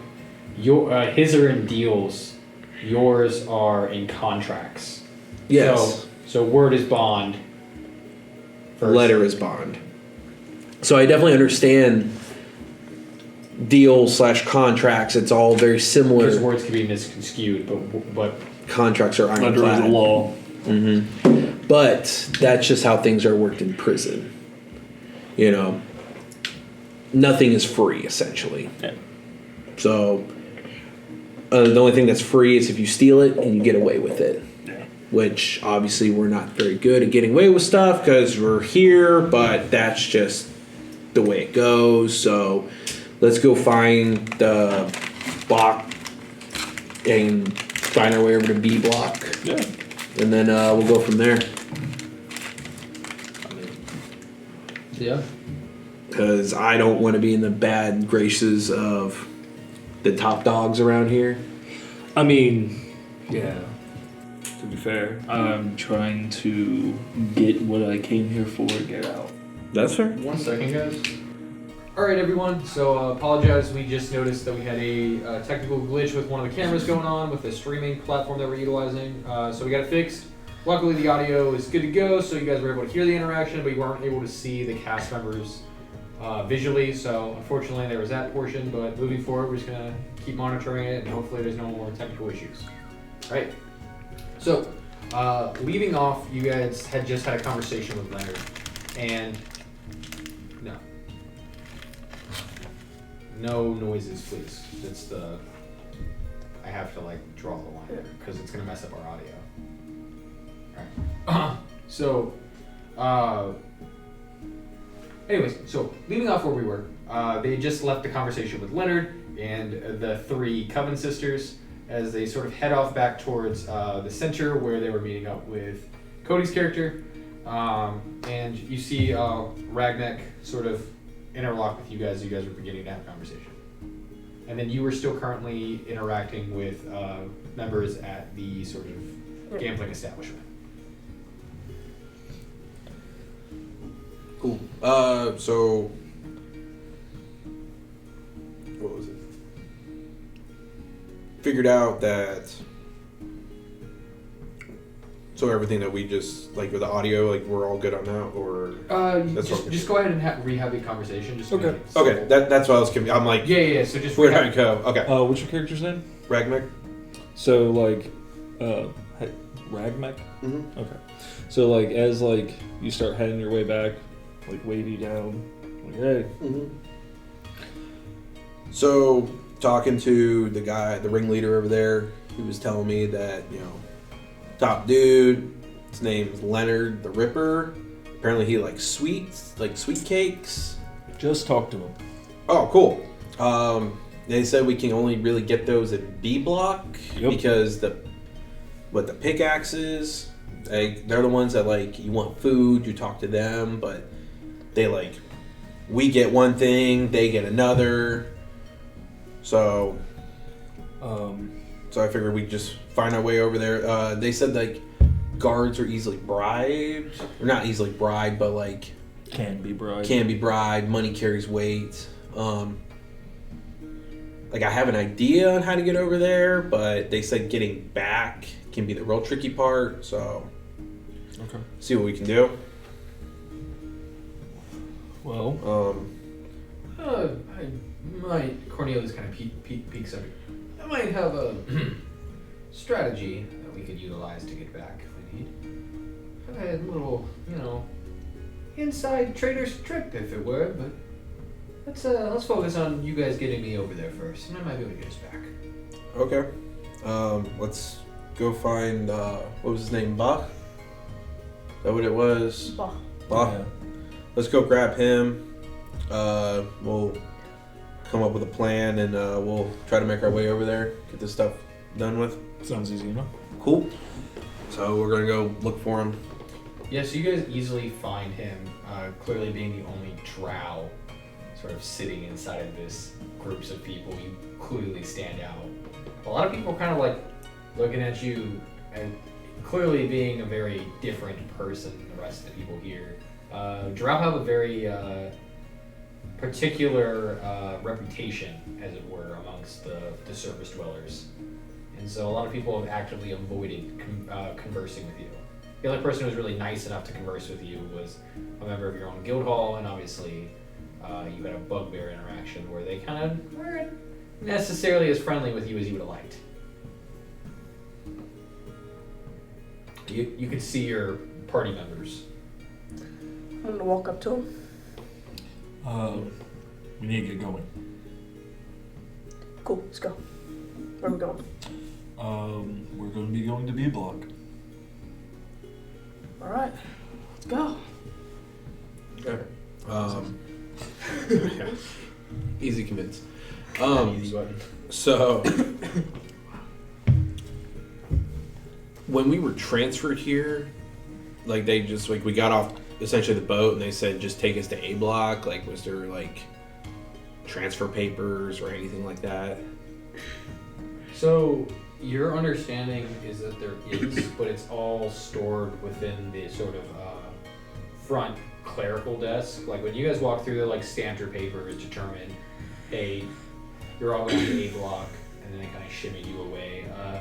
Your papers were a little bit changed, given that you guys were agreed to the task. So on the boat, they kind of gave you guys different paperwork than what you originally came in with. Because originally you guys would have been flipped into different groups. And then you guys were all put together in A block. So. Well, because I'm asking because with my background, I can forge paperwork. You would know, given your... You know what? Do a history check for me. Because it is in Dwarvish, so you'd have to understand Dwarvish language. Do I understand Dwarvish? I don't remember if I did. I think I only know Celestial and Common. Because I don't get to pick a language with being an Aasimar. But you might be able to understand the hieroglyphics enough to forge it, had you seen the paper and understood the concepts. Okay. I'm gonna assume that's gonna be a no. I have a 2. Yeah, so given that it's a different language you don't have a lot of exposure to, probably not. Yeah, my history makes it a 6. Yeah, so you just don't have a lot of history with the Dwarvish language. They use rune stone. I was gonna say, can I try to Translate. collaborate, work together? Do you understand Dwarvish? I do not. So do a history check. Same thing. if you're gonna collaborate, I'll give you advantage because you guys will be working together. Okay. So me roll again, or He'll just roll twice. Okay. 16. You think you could come up with some sort of half-baked paper that may or may not work for what you're looking to do. You guys also realize that you guys can just talk to your friend who probably knows. I was gonna say we have the Cornelius right next to us that like knows official paperwork and stuff. He also speaks Dwarvish. No. Isn't he? That actually be very useful. Yeah, he speaks Dwarvish because he works for the Dwarvish King. Okay. Sit there and be like, If you're needing some papers, he kind of pushes up his fake glasses. I can do that quite easily. sit there and sign Gib now. Grab the back of his head. What are you looking for these papers to say exactly? Well, we just need transfer papers over to B Block that look official enough because we need to be moved to get over there. This would be the easiest way. For transfer papers. Does anyone have any parchment? I seem to have forgotten mine. I do. Okay. Get 4 pieces of paper. Shoves my parchment back in my bag. It gives parchment, it gives ink with stopper quill. You prepared. All right. So yeah, he A bard with He's a shady background. clearly he inks through this pretty quickly, making obviously done a few of these himself, and then he even looks at you and kind of snickers and goes, "Forges the king's signature. These won't work, past the run-of-the-mill guards, but it'll get us through." Yeah, we're just looking to get over there because once we're over there, then they'll figure it out. Maybe a few days from now, but by then we should be back. Issue is these handcuffs are coded, so your plan makes sense. It's actually my plan on the way back. I plan on doing something similar, so we have to keep them. If they were coded for B Block, which the paper will say that we were coded wrong, that's how they'll get through. But generally speaking, if your tattoo doesn't resemble the exact block, if you're away 100 feet away from it, then they literally just cut you at the magical sources. So we'll be able to get over there though. Well, there's no guards, so how do you plan to usher? There's no official guarding post. So how are you planning to get over to bring a guard close to you in order to show them your paperwork? Do we see any guards whatsoever? So you do notice, in A Block, there's just sort of a clear sort of magical barrier, obviously. And then there's a tally mark on the ground that says 100 feet. So if you pass that line, it's on the outside of the barrier. If you pass that line, you literally just... But you could probably pass the line and be okay. Probably. Probably doesn't sound too good because I kind of like my limbs. Yeah, I guess. Curiosity. It is a magical barrier, so Correct. it stops magic. So as soon as you leave the barrier, your magic would be turned off. Yeah, but can the solid object pass through it? I don't see. I see. Technically, yes. Take a pebble, take my wings, fly up there, and start throwing rocks at the guards until they finally come. Well, there's no there's just a wall, so you would have to. Oh, it's just a solid wall. Yeah, so literally this is a passageway, and then remember, past the passageway is the open sort of cavern, and then past that is B Block. So you could walk out of the barrier, but then your shackles are on, so then you're defenseless essentially if you want to use your magic. Also, all your weapons dissipate. I was just trying to figure out a way to get over there to B Block. It's a gamble, because if someone wants one of you dead, they can just go out there and stab you with whatever makeshift weapon they made in prison. Well, we really haven't made any enemies in prison yet that we know of, other than, outside knowledge, the little turd burglar, but...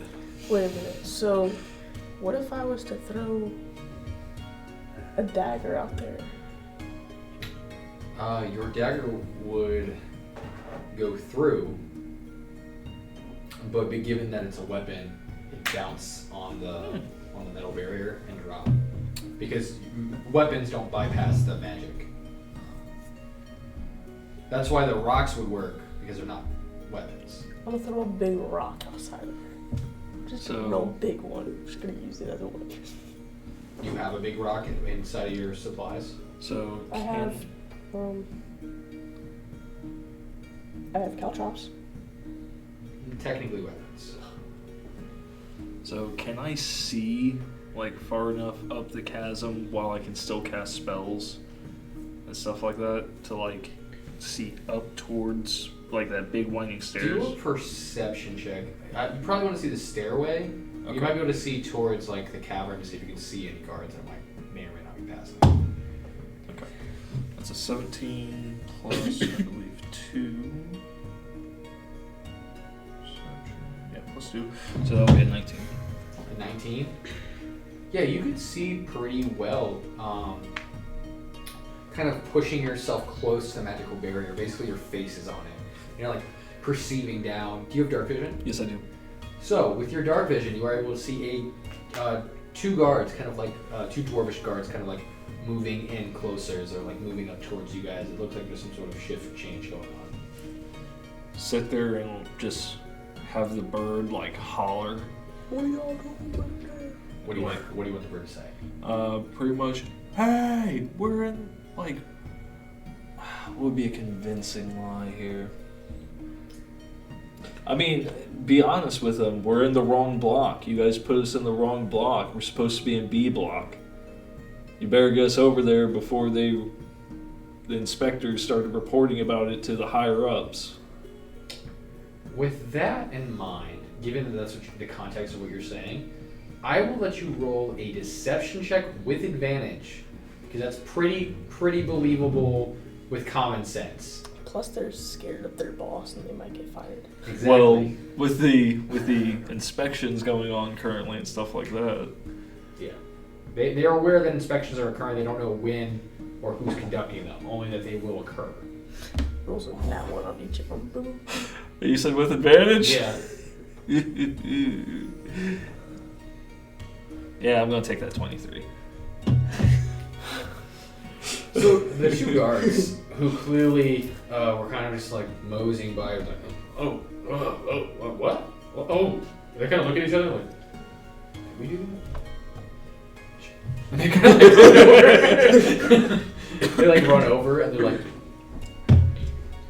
they kind of like scan your bracelets. Wrong code, Bird says. And then And I point at you. Yeah. No, your hands aren't handcuffed when you're behind the barrier. No, I'm saying like because the tattoo thing would still have it. I'm like, these say A, papers say B, so They kind of look at each other like, these motherfuckers still have their paperwork. So Bill in finance or whatever, really doesn't know what he's doing to know the difference between an A and a B. But paper says B, so I'm going to assume that's where we're supposed to be. Roll with disadvantage with advantage because that was funny. Disadvantage with advantage? No. Roll Deception? deception with advantage. Deception or persuasion? I'll let you go. I'll let you choose. Persuasion. Deal a choice. I go persuasion. So roll 2. Yes. Bill Accountant doesn't know anything. Wow. A 1 and a 3. That puts me at 12. Okay, hold on. Given that the circumstance, I'm gonna give you high or low. Oh, So for those at home who don't games. know, high or low is a concept where the player gets, if they're close to a number or they should potentially get a roll, they tell me high or low. If they get it correct, the odds are in their favor. If they get it wrong, then they potentially fail. All right, high or low, what do you want? High ball. All right, high. Okay, nearly perfect. You got a 19. There we go. So, that will save you. Thank God. The DC was low, but you rolled If you would rolled a 1, I would have given you the highball. I don't- Roll a 3. Yeah. And he'd already buttered them up. So. Alright, so Jeez, they look at the paperwork and they go, oh man, someone really messed up here. They got the paperwork. Okay, so they're going to take the paperwork from you, and then they're going to pull out basically like a metal sort of bracket that has 2 different markers on it, and they kind of rescan your wrists. And as they do, you hear a dink as a timer goes, sort of appears, like a minor illusion timer sort of appears. It's like 10 seconds to transfer. 9, 8. So we start moving real quick. Yeah, you have 10 seconds to transfer outside of A block, or Okay. you're going to literally lose your limbs. Cool. So we haul butt. Sprinting. Yeah, so literally you're sprinting out, and as you do, each of you guys are then maneuvered towards the B block. B block line. Yep. And as they kind of do, they're like, all right, well, good luck, fellas. And they kind of push in and like, sorry about that. Your cells might be taken right now by someone else, but good luck. And they kind of, and they're like, not our problem.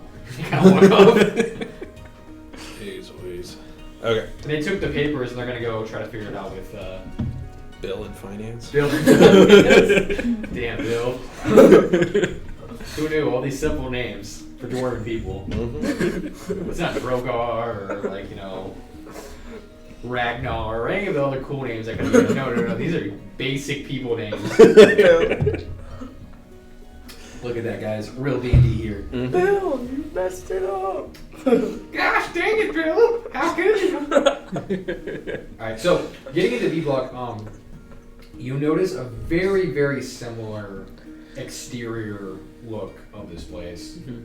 3 different guilds, same sort of setup. Only real change is the people. You do notice a different ringleader here. This one, sort of a painted face of look, and they have 3 swords kind of on their backs. They're kind of just like sitting there. All right, go ahead. Yep. And he looks. He kind of like sees 3 newcomers, and he kind of pulls out a clock from his pocket, takes it, opens up. Interesting. Snaps his fingers, and 2 sort of lackeys sort of come up to you guys.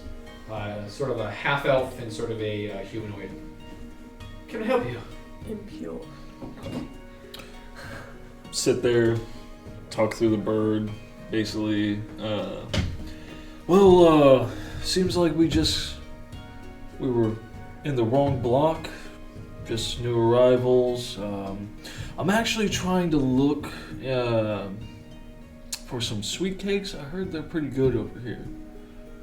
Who'd you hear that from? A gentleman by the name of Leonard. And you see them both kind of, their faces, their eyes get wide, and they're like, Sit there and just smile. oh, you know Leonard. Oh yeah, good, fun guy. Oh, cool. Oh, yeah, we have our own Leonard over here in B Block. His name's not Leonard though. His name is it's actually Deathcore. He is a sort of a Death Knight, Nice. just showing off in his giant sort of black metal. He also is rocking a sort of axe that has some strings on it. And he's literally, Bard. and he's literally just. He's actually like doing a concert right now in the background. He's like, yeah, that's our Leonard. He's really good at playing music. When he's not playing music, he's murdering people. But he's a really nice murderer. Yeah, really nice murderer. Anyways, sweet cakes. Sure. Who's your little friend? They kind of point at your compatriot, Cornelius. His name's Tully. And Cornelius kind of whispers over to you guys. He's like, the ringleader knows me. Put him here. How many people did you arrest, man? Your name's not Tully? I said And they're like, yeah, that's who we're here for. We don't give a fuck about you. You're free to do whatever you want. We're here to get him. He's got to die. So we're gonna have ourselves a nice little bonfire. You know. Well, you see, there's an issue with that. We need some fresh meat pie sauce. So, unfortunately, Leonard already wants him for a group of hags. And Leonard is going to get what Leonard wants. Yeah, he's kind of our meal ticket. Literally, meal. Wow, that's you know, I gotta listen to boss, ringleader over here. You know, you do notice it's a tabaxi, sort of a. You ever smell burnt fur? No, the ringleader is a tabaxi. With sort of. Oh, I thought you said he was a tabaxi. No, okay. No, you're talking to a human and a half human. The ringleader over here is a painted face tabaxi with 3 swords. So the human. You ever see like how easy it is to just eviscerate a person? Look, I don't want to die today. So Leonard's we give him, his monthly rations. There's a lot of things that go into making that meat pie. Okay, we have to first find a guy we don't like, and then pointing at Cornelius. Then we have to murder him. Then we have. That's not easy. It's not. No, that's the easy part. The hard part is in taking him and grinding him up into little snacks when we have limited access to magic. I mean, point to deathcore. Pretty sure he could help. Oh no.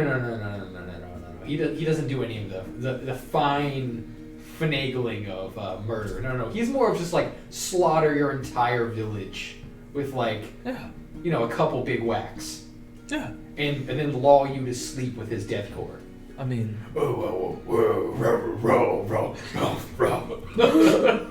the chunks are easier to work with. Yeah. So you guys just hear like just like demonic wails in the background as he's just like deathcore.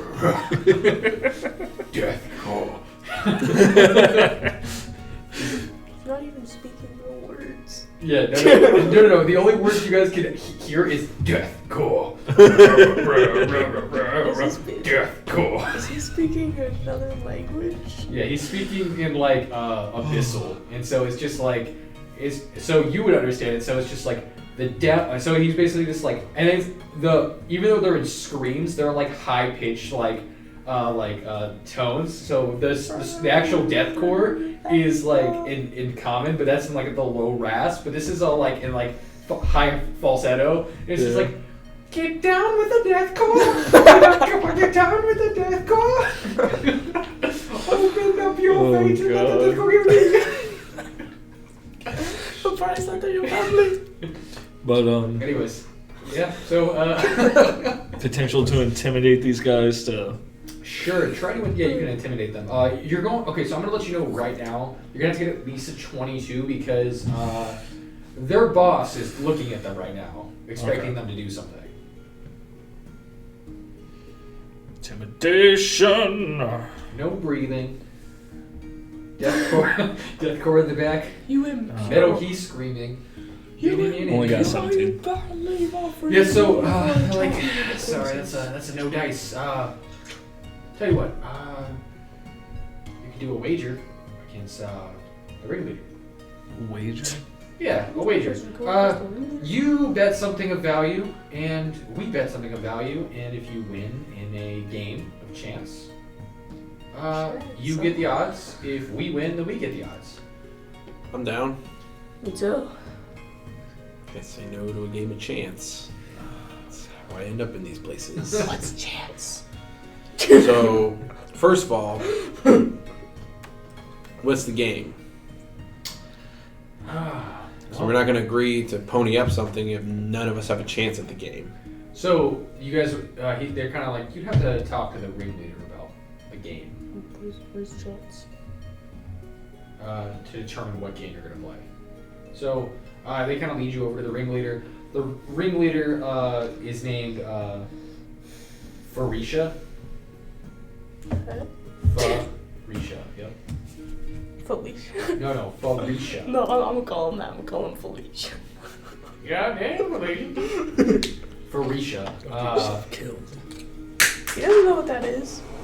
At least I don't know. So. You do notice that they have sort of a tattoo on their neck, and it's not one of the gang affiliations, but it does have 9 cats. So there's like a number 9, and there's cats on it. And your understanding is that they're the leader of the Nine Tails cat pirate group, which was a pretty famous pirate group of this region. You're such a dork. It's a cat with 9 lives. No. It's just that's their position. I know. I'm just. Yes. Yes. He's like, wow. Justin with his symbolism and his cats. I like cats, bro. I have a cat. Well, I met your cat. He's very nice. She is very nice. She is very sweet. Leave her alone. Amanda Salem. She's the love of my life. You're such a dork. Yeah, it is what it is. Anyways, so back to the game. So, Farisha. It's just like, Felicia. oh, well, I'm looking for a game of chance, I'll be. Yeah. Gonna win a little something over here. Oh, my understanding is you're looking for meat pies, yes? Sweet pies. Sweet pies. Well, Sweet cakes. be very specific here. We are looking for sweet cakes, blood flavored. Yes, meat pies, as we call them on this side. They call them sweet cakes because, well, they're crazy and they don't get enough of these things. We call them meat pies because that's what's actually in them. Fair. It's a lot of people. Okay. A lot of people. Insight? Sure. Lying? Yeah. Sack of shit. 14 plus 17. Yeah, absolutely lying. Okay. No, they are called sweet cakes. Yes. Meat pies are a completely different thing. Yes. Yes. So No, we want sweet cakes. we want sweet cakes, No. not meat pies. That's what we're here for. Because otherwise, I'll let those guys know that you're screwing with us just so you can make a little extra dough at no risk on your end. You can't gamble a gambler. You can't bullshit a bullshitter. You know what? On that note, yeah, He kills us. kind of smiles and laughs. All right, fine. I'll give you fair chances then. Oh, there we go. Now we're talking. Dealer's choice. What game shall it be? Points at any of the games at the table. We can either do dice or cup shuffling. Well, I'm a dice man. That's always been my favorite game. Interesting. Okay. So, sweet cakes, All right. On that note, blood flavor. the roll off. Mm-hmm. You get advantage because you were able to bypass the BS. Mm-hmm. So, your lowest roll, you will re-roll. So you're gonna roll a total of 6. Take the highest 5. Straight rolls, no modifiers. I was gonna say, like- We're not gonna use loaded dice. It's just chance. I know, but before he begins actually playing the game and stuff like that, make sure to take the time, set the terms and conditions of the game, and ensure that everything is laid out. So for the stakes of the game, we're looking for sweet cakes. What do you want in return from us to wager? Cornelius. Okay. His weight in sweet pies, or sweet cakes. That's 2. 2. These things are not small. A little fat fuck over here gotta get at least 5. No. So these are full-size cakes. Yeah. So no, you get 2. 2? How about 3? Do a persuasion check with disadvantage. Disadvantage? Yes. What about what Leonard says? 7 plus 9. 16. You're not gonna take that. Disadvantage. Okay. High or low? Eyeball. Actually, I'm gonna let you choose high or low. High or die. Okay. Die. 3 it is. There we go. He really wants to kill this dude who put him in jail That's fair. I mean, fair. and eat him personally. But what if we're But not? just not even for the flavor. Clearly doesn't even like sweet cakes. Just wants to eat him because it's personal. And before I roll off, nah, I'm good. You ready? Yep. Alrighty. Wow, that sucks, but You do 20s. Alright. Will you take the lowest of them? I told him he rolls 6. Take the lowest one out and keeps the highest.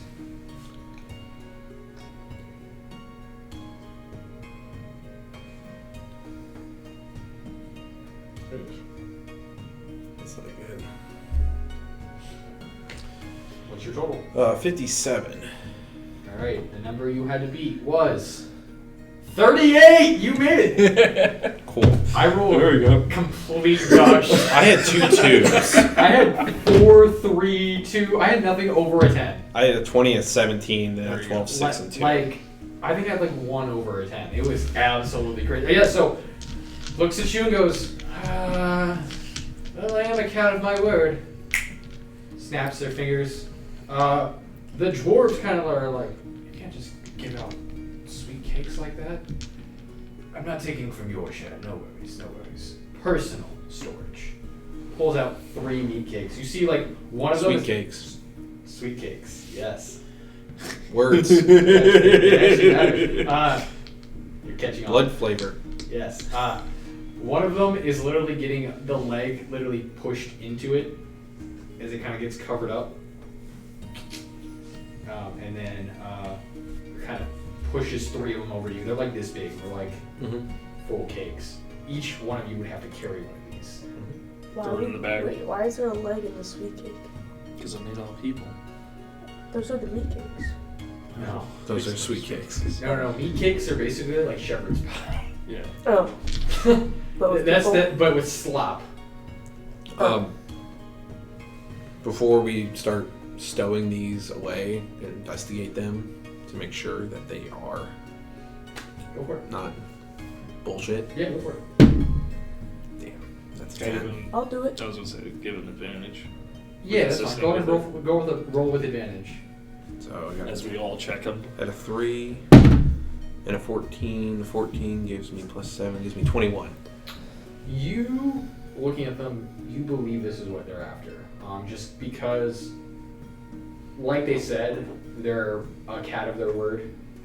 You did manage to bypass their wording and see through the truth, so you managed to solve the riddle, as it were, and you got an actual fair chance. So that's 3. 3 sweet cakes. There we go.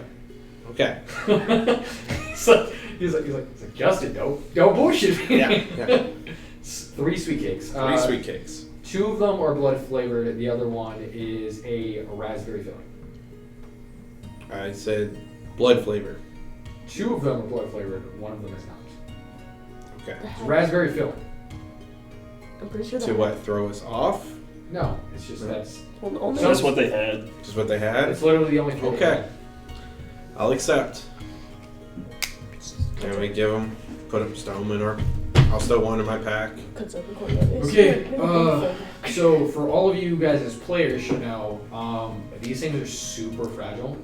So any tumble, any false move could potentially break these things and shatter them in your bag. So who's taking which ones? Who's taking a blood one and who's not? I'll take a blood one. Okay. I'll take. What's the raspberry? Yeah, I'll take blood one. All right. Raspberry So you have the non-blood one. So yours is the least important, but it's still high value. And everyone here likes these pies. More people like the berry one than the other 2. I'll tell them that Leonard wants it. If they come up to me and try to So take anyways, you guys hear the concert end as deathcore kind of leaves. And time to stealth away. Yep. Yep. Gonna fly He away. is not trying to knuckle take a look. Alright, so all of you guys do stealth checks for me. Oh, It's time this is for what I'm waiting for. disappear. An 8, but guess what? 19 actually. Yeah, I got an 8 Okay. total. Still. He's just like. 7. Ooh, that was my intimidation check. Nat 20 on stealth. Okay. So 8. Yep. Alright. I got 19. Yeah, you get way beat me. Disappear in the shadows. Oh no, I rolled an 8. I just have an 11. Yeah. I got it. Yeah. So you and your compatriot are currently standing there thinking you're hidden. The other 2 allies are actually hidden. Mm-hmm. That's cool. The 2 hours. As Deathcore comes up and he goes, "Oh, hello, new friend. Like the concert. Welcome to Bock. Cool. See you want some meat. Sweet cakes." Sweet cakes. This is gonna mess you up the entire No. night. One thing was, I actually had 2 different cakes, so it's funny. And that was key, bro. That was about to mess your whole day up. You didn't catch that. Oh yeah. So anyways, he's like, "I see you got some sweet cakes there. You know, everyone pays their dues in B-Block. I know, Leonard. I don't just let you do whatever you want." Well, it's your boy that lost them for your enjoyment, Mr. Catman Do over there. Hey, he won a free. He fair and square lost it. Gave him a chance. How would you like to wage against me? Wage against you? Well, what do you have to offer?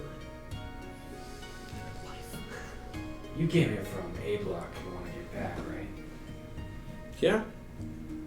I know about you. I have contacts on your side. Must be pretty good. Been here for all of like 6 hours, so. Yeah. Should we come Word on? must travel quick. Yeah, it really does. As you notice, like you see something flying above you, Mm-hmm. like a small fairy flying above you. What's up, dude? Yeah.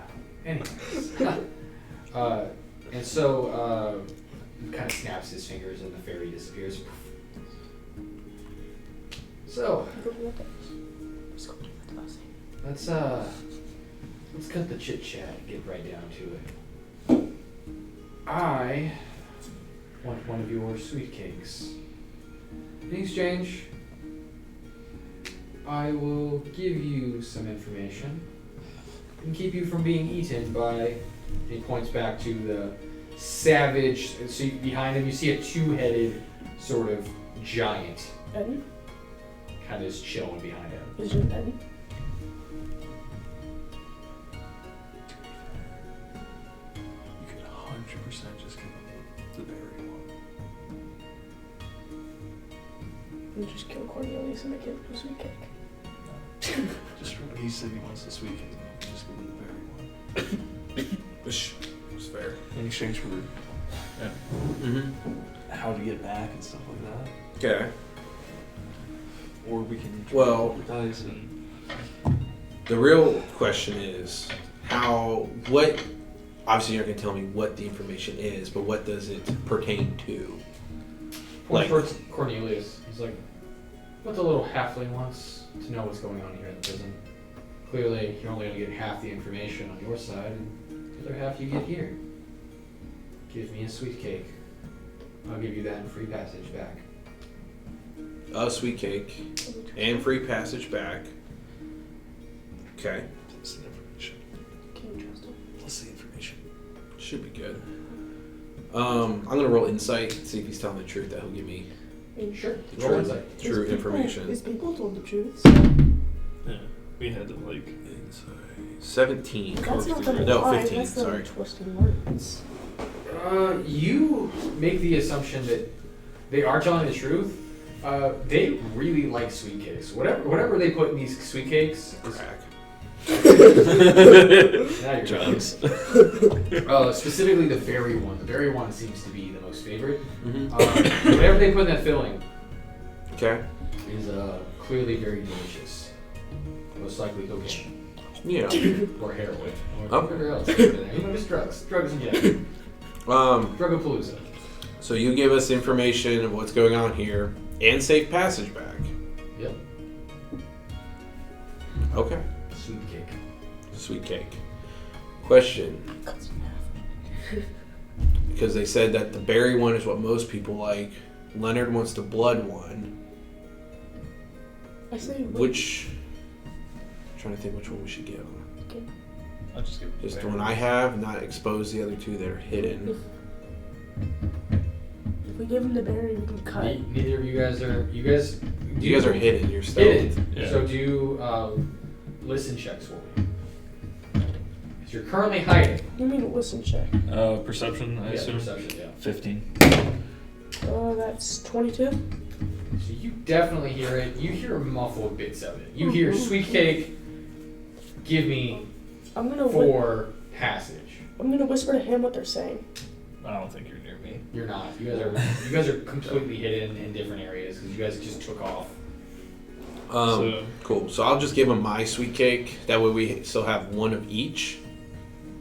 The berry and the blood. Okay. For the other side because better have options. Sure.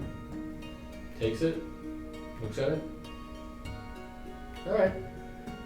Kind of just puts it down in this little lap. He like sits down, and as he does, you see like a smaller sort of orc sort of like bend down to be like a chair for him. He's just sitting on the back of this orc who's just like shaking under the weight of this heavy metal, like heavy armor. As they're a death knight, clearly. And then it's like they have their giant axe, which is a physical axe with actual, physical strings on it, and just like push it down. They're like, all right, well, for starters, people have gone missing now for several years, a couple hundred every year or so. Mm-hmm. We have a pretty good influx of people who come in and out of the prison, but the only similarity we have is that every gang has pretty much said it was them. Some people said it was the east side, the A block. Some people said it was B block who were doing it. Truth is, what I've gathered, neither side is to blame. And that's all I can give you in passage. So, from your speculation, would you say it's a guard issue?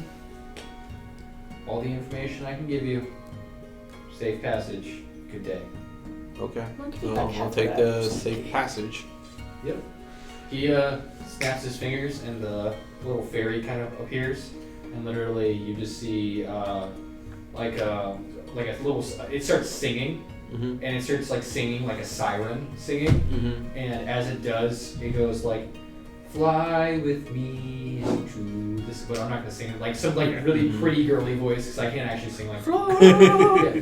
Fly with me into the sky, down below the people cry, and if I could see you now, watch as we will not be found. And suddenly you see like two dwarves like getting pulled in from the siren's call of her like voice, her angelic voice, drawing in the two guards. And he's like, "Take these three back to the other side." And they're like, 3. "Oh, yeah. Oh, yeah. You never mentioned that it had to be 3 for safe passage." Well, you never mentioned you wanted to keep him either. I didn't have to. And I didn't have to mention that we all go back. You implied it the same You way said- I implied it. You said safe passage. You said safe passage. Okay, we will do the official high or low. High or low? Always high. Boom. Okay. Size. The four of them. Just barely. It's a hard 10. The four of them will be taking transportation back, and their eyes sort of glisten, and they like have this sort of radiating blueness to them. Mhm. And they're like, yes, they shall go back. Click, click. And these are the same guards that took you guys earlier. Mm-hmm. Literally dragging you guys out through the same process of the beeping and the same process. Literally brought back. And as they bring you guys back in, their eyes shift and they're like, hey man, how do we get over here? Hey, didn't we take you guys over to B block? No. No. No. They kind of just walk off. But clearly there's some sort of control there. Mm-hmm. Not your pond, not your problem. Yep. Anyways, you guys are back on your side of the prison. All right. Oh, Headed straight for Leonard. Wait, we gotta cut the one blood sweet cake in half to feed to the hags, and then No. Leonard gets the full Well, one. give it to Leonard. Nope, go We have straight two, to don't we? Leonard. No, I gave one away. Oh, Or the information and safe passage get back. so don't we have to do them with Cornelius now? Can I just take them? Can't really do anything. They're behind bars and chained. They are all in the same predicament that you guys are in. But remember, they're black marks, so they actually have the physical. Like They can handcuffs. still strangle Cornelius. They could, yeah. Physically, they could try to, or they have long nails. They're old hags. Yeah. They're not very strengthy. No, They can still just. but so you guys make it over, back over to Leonard. Leonard looks at you guys and goes, "Have a nice trip." It's all right. Hey, where's our sweet cakes? We You meet a deathcore. yes. Good show. Yes. Quite the performer. I sometimes take my strolls off into his direction. Fair enough. But we did bring you back something. Reach into It's all crumbling. hand it to him. Looks at it, inspects it, holds out his hand, and as he does, reverse sealing, and then the mark on your hand dissipates. Still gotta call Mom. I'm still waiting for that phone call. She can wait. It's been 10 years. It's been about a millennia. Anyways, so the reverse pact reverses, and the deal has been exchanged, and then he goes, "All right, well, you bountied up with me. Now, what about the sisters? Are they gonna get their cake too?" Oh. Here you go. They look at it and they go, "Barry." What they had. You didn't say what kind of cake you wanted. It's full of drugs. I start scooping it in, just nice.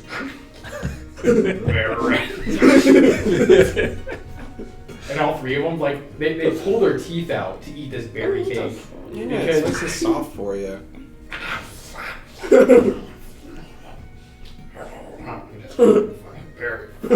Berry.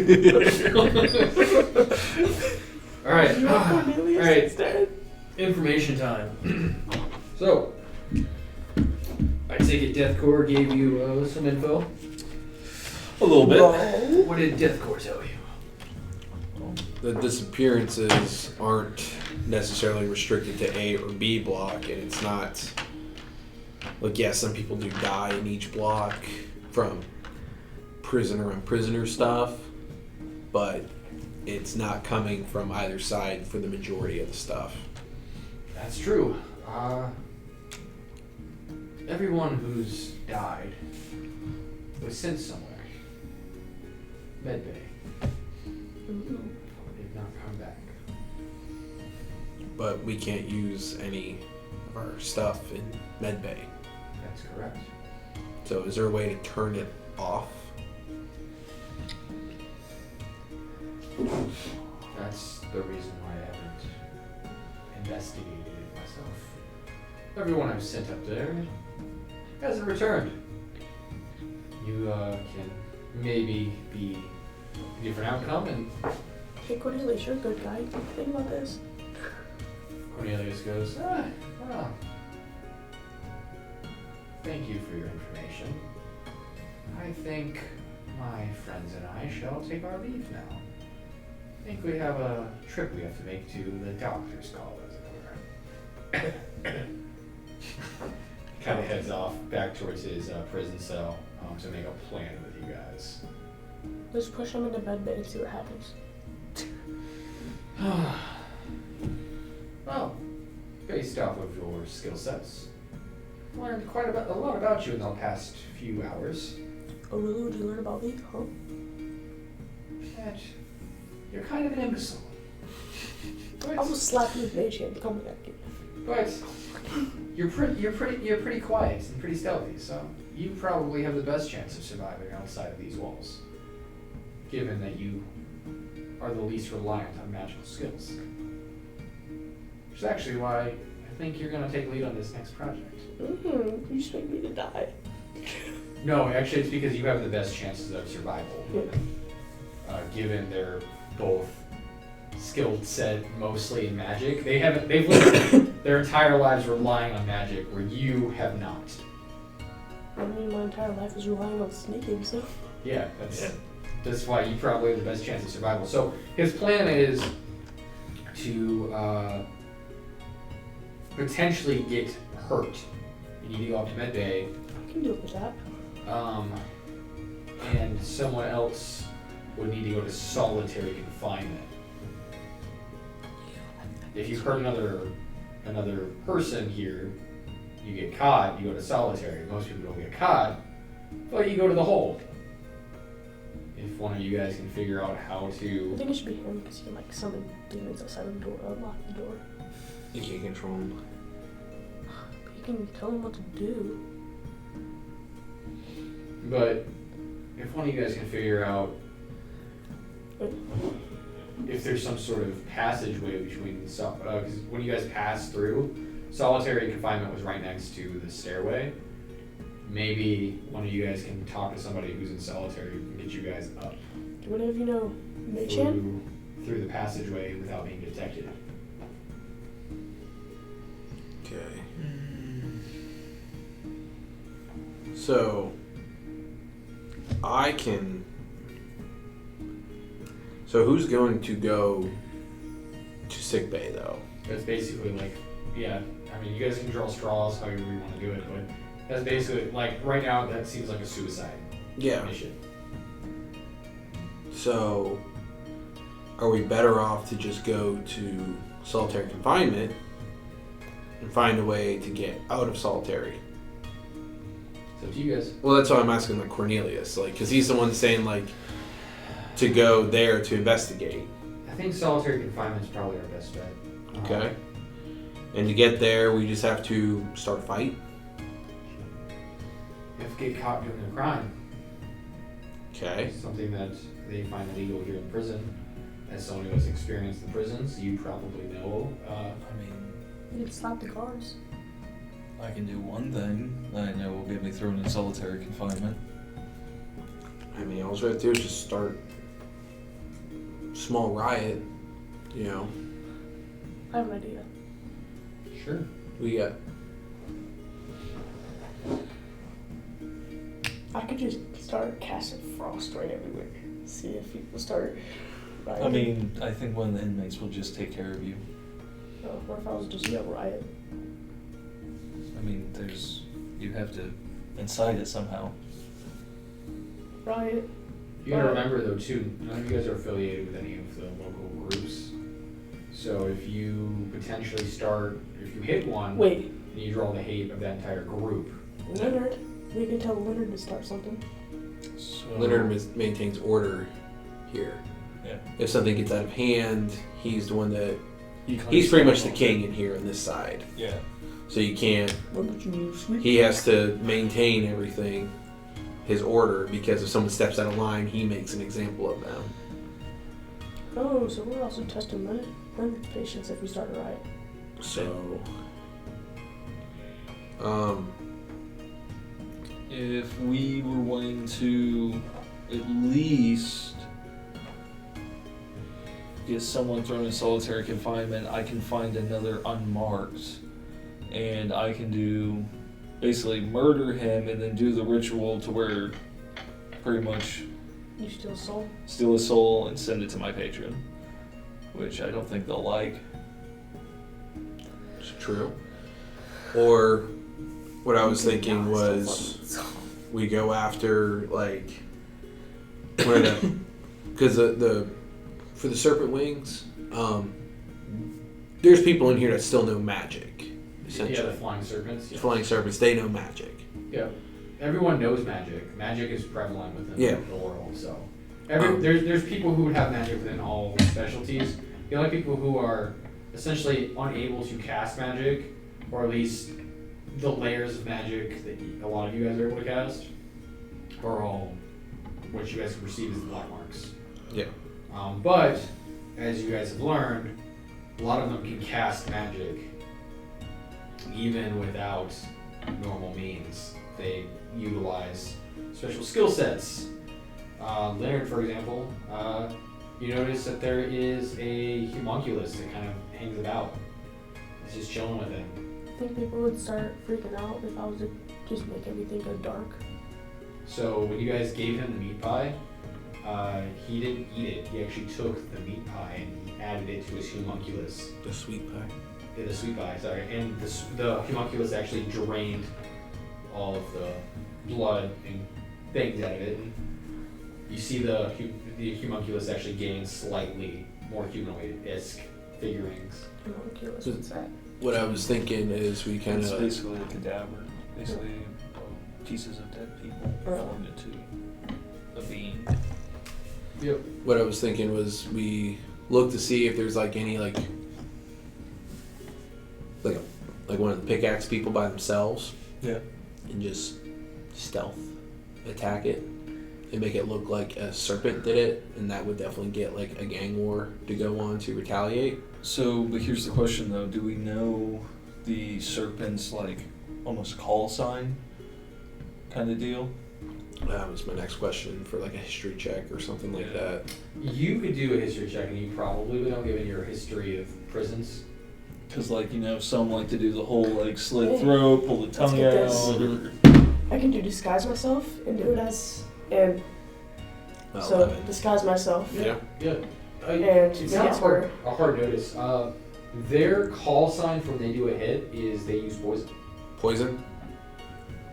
They use Ooh, wait. poison weapons. hold on. I can disguise, so I can do alter self or this guy's self. disguise self and make it to where I look like a flying snake gang member and use my hidden blade as poison. Boom. That's a strategy. Works for me if you want to do it. You want to try it? Yeah. Who Okay. are you gonna disguise yourself as?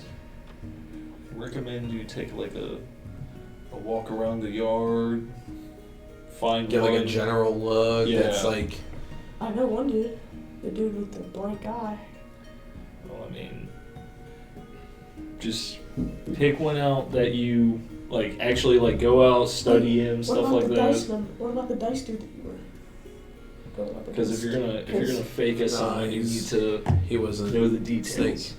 I would say that given that how well you saw the snake guy with the one eye, you'd be able to create him if you were choosing somebody from who you saw. Because again, his mark is out in the open, unlike a lot of people who are hiding their marks. Now the question is who you're going to murder from the pickaxe. You don't know a lot of people from pickaxe. I know one person. She says, So the guild's higher, or No. the gang's higher than the guild, huh? yeah, you gotta think, the guild is my entire life. Yeah, like I said, like I said, you're thinking along the right context. That's awesome. Go for it. Yeah. So do a perception check to see if you see her.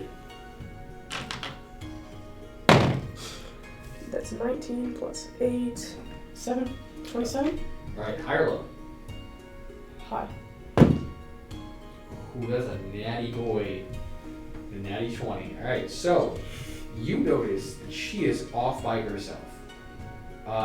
Kind of obliviously so. Kind of like sitting off in a corner, like getting ready to like have herself like a prestidigitation bath.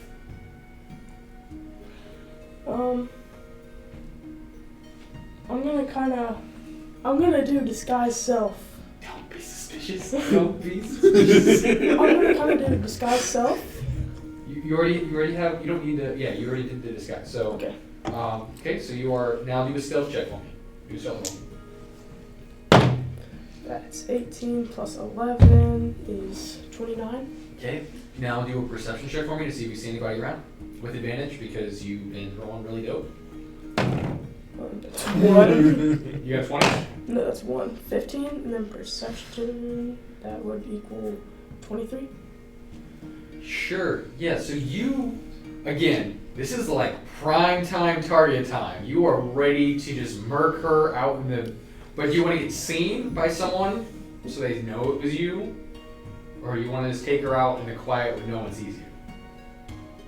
People know that it's poison, right? Oh yeah. But what you can do is you can basically like stab her and go like and make like a little bit of a scene, like, yeah, take that, you dirty pig. And then just like Wow. That was really close to like slurs. You have to be careful. pickaxe. No. To real life slurs, which Oh, was it really? Yeah, it's. But Okay. because you said pick for pickaxe, it's. So we're gonna go back and we're gonna say you're just gonna say full pickaxe, just because. Okay. Take that, you dirty pickaxe. Yeah. It's way. Yeah. Yeah. You don't border the line on that one. Okay.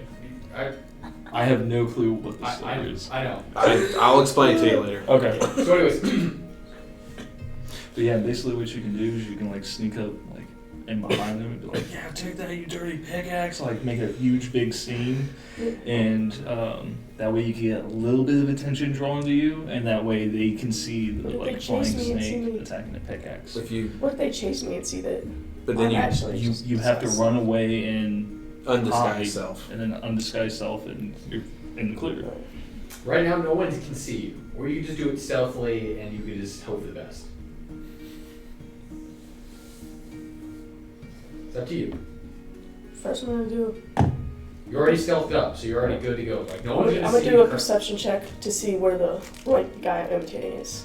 You would notice that he is still at the gambling hall. So on Is the- any pickaxe around him?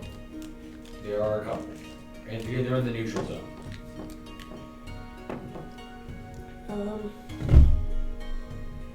Alright, let's go for the kill. All right. So you go disguised as the snake face. We're gonna call him because he didn't have a name. You ran an NPC number 1. I'm gonna do what he said. Take that, dirty pickaxe. Okay, how loud do you want to say this? I'm gonna be pretty loud, yeah. Okay, so you're going to scream it, right?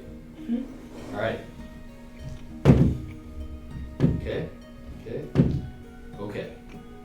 So, yeah, you're screaming, take that, and you just stab her. Is there any reason? Are you going to shout out a reason why you're doing it? That's what happens when we cross the snakes. That's what happens when you cross the snakes. All right. As your words are uttered, someone looks up. A black mark looks up, sees it, and starts whispering. And literally, you see the words physically shoot out as you can see it moving towards Leonard. Time to go. Yeah, I'm gonna run. Like, oh, Yeah. So you take off. Do another stealth check with disadvantage because you have screamed at this point, and you're running. disadvantage. Should I take the smallest one? Yep. 12.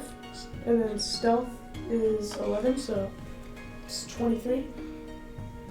You managed to like somehow slide your way out of this situation, man. You're just a sneaky dude. Yeah, Well, adding a 11's pretty ridiculous, but it helps a lot. Welcome to Rogues, man. Rogues are no joke with high levels. Everybody's sleeping on them.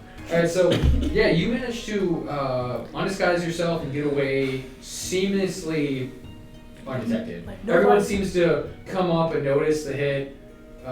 They start, you see Leonard kind of move in, and he's like, another day, another death. And he kicks the body, and it's poison, so it's not even like we can use her as a snack. Alright, let's get it over with. Mortal Kombat. Mortal Kombat, what? As two people move into the neutral zone. One of the pigs, one of the snakes. Both of them draw with weapons, knives, ready to fight to death. You know, sort of like these snake guys. Have you ever seen the Simpsons like monkey scene where there's like two of them with daggers, Yeah. like just trying to shank each other? Alright, so white die is snakes, blue die is pigs. Let's see who wins. I feel like he's enjoying this too much. Alright, so snake comes in. 20s. Huh? Just throw that 20s. Snake comes in. Stab both of you. Literally goes in for the stab, tries to switch it mid grab, literally drops her knife, gets stabbed. Like they try to do like some cool stuff, they're like, whoosh, and try to grab it, and literally slides straight through their hands, and they just get stabbed directly in the neck. And yeah. And then he points and goes, meat pie. And then he points at like the head and goes meat pie. Then he points at the rest and he goes sweet cakes. And then two guards show up. What seems to be the trouble here? Leonard goes, I solved the issue. And they're like, oh. I'm gonna try to. How close are we to the guards showing up? How close do you want to be? I mean, just like Kind of like general area. Sure, I'll say you're within 30 feet. Within Let's go 30 guards. feet. sit there and be Um, like, I sold the whole thing. Or actually, no, you should I'll say- probably be like, I sold the whole thing. It was him. Well, are they like old timey guards where they keep like the big key rings like on their belts? Not really, because there's no need to. Spin. But you know what? We'll spin the wheel. Let's see. Spin the wheel. High or low? Always high. Okay, I figured that's why I didn't know I was gonna ask, but I had to ask. Why did I bring these things? Yeah. Yeah. We'll say that there's a couple keys on their hip. Okay. I'm gonna try to mage hand. How's that fine? Because I do have it because my College of War. Or do you want me to do it? Like Sure. Sleight of hand. Sleight of hand check. That's cool. I have good sleight of hand. I'm good at everything, dude. Yeah, that's a bard. Bards are busted. I've yet to hear one song from you though. 19. I've sung more than you. I've had to sing. Wait. What if I had to sing? See, you should have went on stage with deathcore and like done a duet. I would have gotten down with the sickness, bro. Get down with the death core. Oh, so now we're doing really? It's the final countdown, the Deathcore edition. It's the final countdown. No wait, I thought you said it was. It's the final. Okay. Super high pitched. Because of the abyssal. Final Deathcore. Anyways, cool stuff. Wow. 19 for my sleight of hand. Voice though. projection. Yeah, so while they're distracted, you managed to yank a single key off this ring. Okay. Oh, can I try to take the entire thing? You were not around. You Okay. were kind of busy. Can I go back in? I'll go back in. So I'm gonna pocket the key Huh? and then I'm gonna. Who said it again? Mouse. Malice. I'm gonna let Malice know that I'm gonna try to get sent to solitary real quick. I'm just gonna go up to the guard. I'm just gonna bitch slap him across the face. Do a strength check for me. he might try to kill you. God, I hope you knock him out. He might try to kill you. I want to do something so bad. I hope you knock him out. Strength. What are you talking? Just strength in general? Yep. Okay. That'd be strength plus 1. 16? Yeah, you managed to slap him. Roll a 1d4 for me. He shakes you. He shakes you badly. It should be just an unarmed strike. He's It should be a flat 1, shouldn't it? You think so? Well, I got a 1. Yeah, so you do 1 point of damage. Just slap him across the face. As you do, his nose is crooked now. You broke his nose, dude. I'm just gonna look at him. What's up? He's gonna stab You're like- you right in the heart, bro. He's just gonna be like, shh. What are you doing on our side? Armor class? Oh my. 14. He's about to wreck him. Boom! Right in the ribs. He You're gonna stabs you. take. No. So he has a giant sort of like a pickaxe. He literally just in the back, straight to your ribs. With 5 points of damage. Okay. Literally Hey, hold just up. doof. Do I see that? Do a perception check because you remember you've been hiding because you were trying to hide the scene. 28. Rolled a nat 20. Yeah, I mean that's And then, am I close enough to use Mage Hand to like pants him? Stay stealth. That's what you're going Yeah. for though right now, because remember one of us has to get the solitary, Yeah. and then the other one has to make the scene, which is what you did. Well, can I just slap him in the back of the head with Mage Hand? I won't even make a scene. I won't even like get out of the hype. Mage Hand doesn't do damage. Yeah. doesn't do any damage. Just The grab other his thing head. is that you're not within 30 feet Oh, man. because you were closer to hiding like in your room essentially. Oh. Like out of the sight. Yeah, because you don't want to get seen because if someone saw you change on your way, They're gonna try to kill you. which they could have, you don't know what was whispered. So nobody sees my hidden blade. Anyways, so yeah, hits you kind of in the gut, just doof, and then he kind of just like, are you gonna try to fake slumping over or anything or? No, I'm pretty much just trying to Fight him. convince him to send me to freaking solitary at this point for being I think you rowdy. should do it. So he looks at you and goes, "All right, straight to solitary with you. Anyone else want to go?" What are you talking about? Next dude literally scans you. That one's gonna miss though. He's Just gonna whiff. Cane on my shoulders, literally going to basically turn back into the imp form and be like, oh, he looks like he hits like a.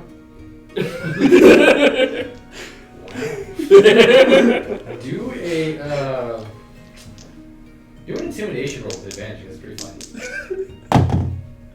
17 on the first one. Naturally. That one on the second. I think I'm gonna take that 17 plus you said intimidation. Yeah. So that will be a 24 total. Man, you have a. Looks at you. All right, you going with him? Wait, what? That wasn't. Oh, I can't even speak. Yep. Literally just claps you up too. Literally, he snaps his fingers and both your guys' chains appear on your wrists. Okay. Wait, what do I do then? Do I just have to break you out of solitary? Well, you're our outside guy right now. So I have to break you out of solitary. No. We're going to be trying to get into the medical wing. I was going to sneak in the medical and. Yeah. We might That need is a to. death wish. Maybe. You made That's if they don't come back. Yeah. If we don't come back, if something happens to us, then, well, you're the only one left. Complete the mission. Where is Dooley or Cornelius? He's next to you. Yeah. He's hiding in his room. Because he's Hey, Dooley, he's afraid of the cuffing. get over here. What am I supposed to do? You just told me to sneak in there. What else am I supposed to do? Well, looks like your friends are being taken away to solitaire there, so. Well, we can wait. Before you guys end up leaving, he kind of like tinkered something together, and he hands you a makeshift sort of device. Is it a Hands you- bomb? It's a bomb, isn't it? It's a bomb. No, it's a long distance communicator. Ooh. Do I get one? No. You gave it to. The plan was for you to go, so it would be for you. You would have it in your Okay. inventory. Oh, so you have to sneak out and then get him out too. Yeah, I just need to go in solitary. We're gonna get dragged there together. Yeah. Like. Literally, you guys just dragged off into solitary. Let me go. Okay. So like, solitary confinement is past the pit, and on the right hand side past the medical bay, which is like the long staircase that goes up. Seems like this actually goes up as far as I like should have tried to the kill the guard. like a Oh, mountain I'm sort not of allowed to triangle. jump. Yeah, so that'd be a lot worse. So you guys look inside solitary confinement. It's literally like holes that just drop straight down. Your guys' chains are then hooked onto like a hook, like an overhang hook, and you're hung in the hole itself. So you're and then descended down. So you're literally gonna hang for like a week by your wrists. Oh my, y'all have to climb. Oh wait, you guys have reaching? Oh wait, no, you have the things on. So we're currently hanging by our cuffs over a hole. Yes. So if you get loose, like you're dead. You're dead. Dead. Can we see down this hole? You guys have dark vision. Yes. Do perception checks.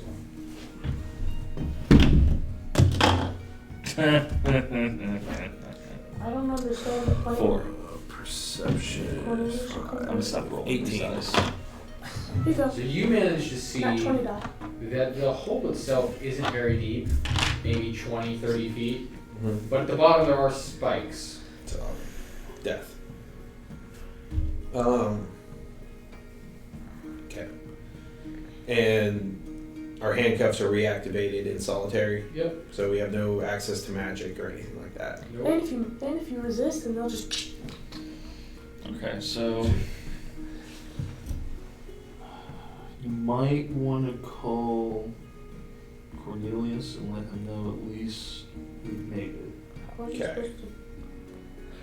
So it's basically you do a series of beeps Mm-hmm. in order to communicate certain messages. Yeah. Oh, so it's So I'll like. let It's Morse code. Cornelius know. In solitary, no magic, hanging over pit Oh, death. of death. Not good. Not good. No shit. Any thing that you have that could help you in this situation? I have a key. I don't know what it does. What does it look like? I don't think. Just one beat. What does it look Perception like? check with the key. Or do an investigation check with the key. What? How am I going to look at the key? I'm handcuffed. You I'm hanging. Well, given that you're probably a stealthier person, you wouldn't just put it like on your belt. Yeah, yeah. You would have had it like probably stuffed it up your sleeve or something. So What am I doing? investigation. 19 plus 7, 26. You would notice that this is the key that they used for marking your handcuffs, Okay. specifically to mark them to take them on and off. So I'm going to try to do this to disengage my handcuffs then. Are you going to disengage both sides or just one? Just one side. Okay. Dude, you're gonna fall to your death. I hope you know As that. you I'm still do, hanging on one side. well, so it's The gonna. chain was hanging you on. So now you're hanging on. So now you're gonna have to hold yourself up. So I need you to do a dex save for me. Dex save. So because dexterity. It's a 12. Catch him, what are you doing? So now you need to do a strength save. So you can hold yourself up. 8. It's a nope. All right. Cool. So Play chain, You- play chain. are falling and you barely are hanging on by like just your forearm. You're basically like holding your little limpy noodle arms up. If I disengage my other cuff, do I get my stuff back? Okay, so I'll disengage the other lock then. Which is why the dex save would have been like you immediately could, as you're falling, clip it. But you Yeah. failed that, so now you're holding yourself up. So now you're gonna have to do another strength save to see if you can pull yourself up to. Because now you're like this. If I'm just hanging with that hand, I have the key, and the other, I can't just. You're like down here. So now you're like. Gotcha. So now you have to like kind of reach. So it's Okay. gonna be a strength base because you're gonna have to pull yourself up to reach it. Yeah, that's a 5. Okay, not a critical failure, so I'm gonna give you one more chance. Go for it. Can I do something? Sure. Since I'm there with him. You're in a completely different cell. Oh, I'm in a different cell. Never mind. Yeah, each of these are individual. And it's in that one. I die. You don't die. What's gonna happen is you get your high or low chance. High or low. I'm going high. You're gonna fail on these times. Alright, you got a 19. Oh, thank God. So, on the last chance, you're literally free falling. You're free falling in air. Clip it. Okay. So now you're falling to your death. But I have all my Yes. stuff back. Okay, I used my flying cloak. Or whatever. Wings. I have the wings of flying for my magical item. And I Right start before flying. your feet literally sink into the spikes. Oof. Like you feel a little tickle in your feet, like. Like your Jordans are now got a little bit of marks in them. I scuff my J's. You scuff your J's, bro. Everybody in the streets knows now that you bought them, right? Mhm. So I am still in the cell though, Correct. but my cuffs are disengaged, Correct. and the lock on the cell, is it locked or is it open? There is no lock. Like there's no door, you just hang there. You're just literally in a hole. Okay. I'm going to fly over, look for Malice. You see Malice hanging. Okay. I can see him. Yep. Alright, I'm literally going to spread my wings, hop off of that, and fly over to him and be like, how'd you get out? Because his wings are natural, not Yep. dope. I know. Okay, cool. So I'm gonna unhook you, so now you have access to your magic. And can we fly to sickbay from here? No. Am I So there is like a full room outside of solitaire. Okay. If you guys are in solitaire, there are more people hanging there, but a lot of them are dead? some of them are dead. Yeah. Other ones are missing. Cool. Missing. So you just see magical handcuffs, but you don't see. I say we They went release butter. release these other dudes because They're dead missing. why not? More people running amok, the harder it is for guards to control everything. It's easier to sneak around in chaos. Yeah, mind if I like make a deal with him though while we're doing that? That's cool. Okay, yeah. You do whatever you want, bro. Oh, We're just here to if you don't help mess us, people we're up and gonna get kill out of you. here because we're gonna get out of this country anyway. We're either gonna die trying or we're gonna get out of here and never have to come back. So it's not our pawn, not our problem. You know? He said, boy, if you don't help us, we'll unhook your handcuffs and let you die. So pretty much as we're going through and everything like that, unlocking people, basically just stopping, making a deal with them like right beforehand, like, hey, in exchange for getting you out of here and, you know, keeping you from potentially dying,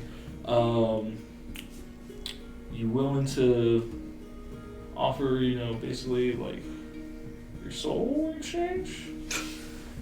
I mean, death, something that probably doesn't really even matter. If I die, then you can have my soul. Is that what you're saying? Well, no. Save you from potentially dying in exchange for your soul. So you're gonna kill him anyways. No. Save him from death. High or low?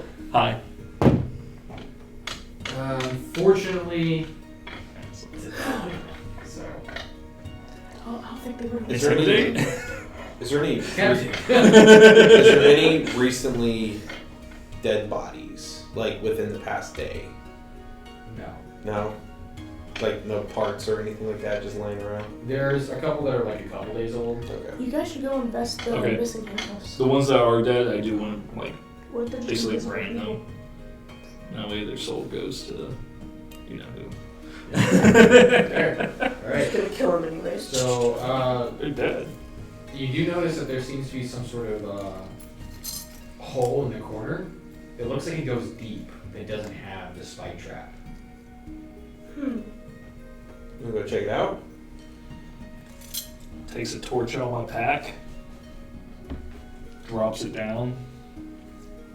10 feet. 20 feet. 30 feet. 40 feet. 50 feet. 60 feet drop. I see spikes. You don't see spikes. I can see up to 60 feet in the dark. So at the 60 feet mark, it opens up, and it looks like it's a wider platform underneath this. A wider. Oh, maybe it's a room. So go check it out. Wait, what if We'll that's? fly down. I'll fly down when you're joining. Yeah. Okay. You What guys if that's don't where we message keep anybody? missing people? Yeah, we'll Oh yeah. let Cornelius know what we're doing. Beep, boop, boop, boop. Status update. Status update. We're Found going hole, down. going in. Mm-hmm. Go, baby. Wait, wait, down the hole. Alright, so you guys dive down in, and as you do, you smell the rotting stench of death as you hear Deathcore? Death core. and sort of the murky. It's the sound of hundreds of voices interlocked together, shrieking in different tones, in different sounds, in different voices, all sort of shrieking at the same time. Arcana check? Sure. To recognize this? That's a nat 20? You I was like, so I'm just gonna roll perception to see what I see looking around. roll a perception check. It's also that one. Because I feel like this is Wait, either is gonna be Cornelius telling us- demonic or like telling some you sort what of you guys are doing? abomination. And I don't know. Ah, man. 22. So both of you guys would realize that this is some sort of abomination, a sort of convoluted construct of different human body parts sewn together to create some sort of large, massive creature, crackling in the distance. It's moving forward as the shrieks are going, "Who is there?" Kane's just gonna say, your mom. It's literally like 200 or 300 people all sewn together. Who's there? Your mom. Bro, it's Flush Drag Marauder. Yeah. Wait, hold on. He has And, plenty of souls to steal now. That's not how it works. And Someone it's dies. moving forward. So, you have these two things. I'm just saying, can you hide? Hide? Yeah. I mean, I can try. So I'm literally, because I know we're in darkness, I'm gonna stop moving, and I'm just gonna vanish. I'm gonna stealth check. So we're trying to stealthy and hide. I Probably become has- invisible. Yeah. Probably has dark vision too, so. Yeah, but I'm invisible. Stealth. So I rolled a 19 plus 3, 22. What if it's too big that it flies into you? It's like, So Alright, so as it's moving through,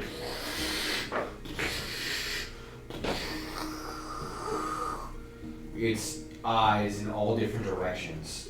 It's portions of human bodies, specifically heads and arms, that are sort of contorting in different directions from this sort of massive hulking structure, are looking out, and they turn their heads towards both of you and go,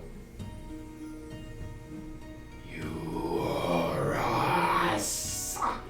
And we're gonna go into combat. oh crap. no. Joy. We're gonna take a small break to set up for combat. And we're down 2 people. No, you need to like, you need.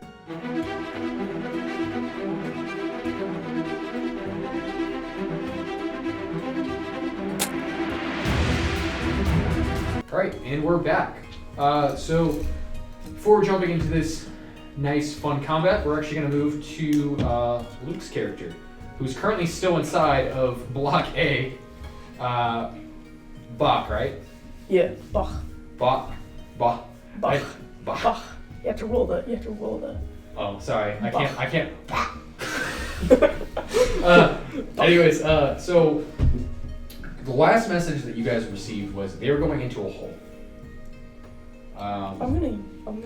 And maybe 2 or 3 minutes later, you hear guards running outside of the perimeter as people are rushing out of the sort of holding area that they were in, and they are no longer held with the magical bonds as they're casting large spells at these dwarven prison guards. You see a giant fireball literally get launched at the nearby area right outside the magical barrier that literally stops the flames. Everyone inside of Blockade kind of just stops in their tracks as they see a fireball. What would you like to do? You literally hear, use mage Anarchy! Oh no! Ah, I'm dying! Do I see any dead guards laying around? They're on the outside of the perimeter. I'm gonna use mage hand. Yank one of them. Yank one of their keys. You're gonna yank one of their keys. I'm gonna yank their entire key rack thing. So they're outside the barrier, so you physically have to go out the barrier. And I can't use magic out there? No. Because you still have the cuffs on. I'm gonna try to use the thieves' tools to pick the lock. Remember, these are anti-pig, so if you try to do that, you literally would lose a limb. But they're outside. You can go investigate. Do a perception check if you're gonna head outside the. Wait, how do I have the locks on? Huh? Remember, they go like here is safe. Here the locks. I'm in my cell. You're inside your cell, but as soon as. But like say like this crack is the barrier. Like this is cell block A. Here's the barrier. When you go here, The cuffs come back But on. are there any guards currently your cuffs inside are of on the barrier? because you hear lockdown messages going over the intercom. Because there's dudes out there slinging spells. Literally casting fireballs outside. Wait, so the guards aren't anywhere near inside? No, they're not inside. They're outside the perimeter Where's the fighting solitary people. confinement? Solitary confinement's on the other side towards B block, but there's a fireball that literally was just near you on the outside perimeter of A block. So you do see it through the giant sort of windshield-esque magical And area. then if I go on the B lock, I have limited time. So You can't go that far because what remember you there's a should range. probably do is take a sprint real fast, run out there, grab the keys off of that guy, get your locks off, and then Oh, I do have real good sleight of hand, so I'm gonna try to sneak up behind the guard and take his keys. boys, I think he's dead. Do a perception check. Perception? Just saying, fuck. There's 10. Perception, it's 18. You see the remains of a guard, pretty crispy, right outside the barrier. Does his keys? Are they unbelted? His keys aren't melted, no. But he is outside the barrier. He was trying to run into the barrier and got blasted with a fireball. And then, how far outside of the barrier exactly? Roughly 20 feet. Let's go run up to him, snatch his keys, and try to run back inside. Okay? So 20 feet is under, so you still would have you're still under the marker. Remember, you're 30 feet. 30. So, but are you going to leave your ally, or are you gonna... How far can he run? He is a halfling. He can run. He's also light, so you could also just pick him up. Follow me, you fast one. Alright, he's going to try to follow you. He's not very fast. Well, you said he could run.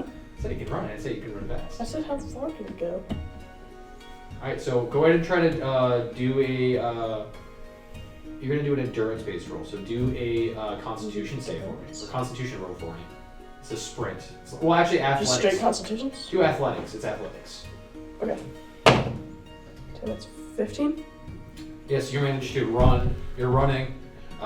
Perceiving behind you, you can see that he's keeping up just barely. Cornelius is like, Oh my god. should have gone to the gym more. Can I like pick him up with mage hand? It's No. that ankle bite. Like Mage hand's only Oh yeah, I Mage can't hand's do only it. good for 5 pounds. No, he's a halfling, I don't know. 65 pounds. No. Alright. So you managed to make it to the key. What are you gonna do? Unlock my thing. Okay. Your handcuffs are off. Run Cornelius back is sitting there. inside as fast as I can. You're gonna leave Cornelius outside the barrier because he followed you. Come on then! What are you doing? Because your cuffs are off, then you don't have to worry about the barrier. Fine, I'll unlock lines and his stuff. too. Alright. Now we're both running back inside. Back into the barrier? Yeah. You hear like screams of burning a dwarf voices as they're on fire from the fireball, and there's someone laughing maniacally, just screaming, "Finally, my time has come. I will burn them all." And he's just casting firebolts and shooting them off in different directions. Kill the dwarves!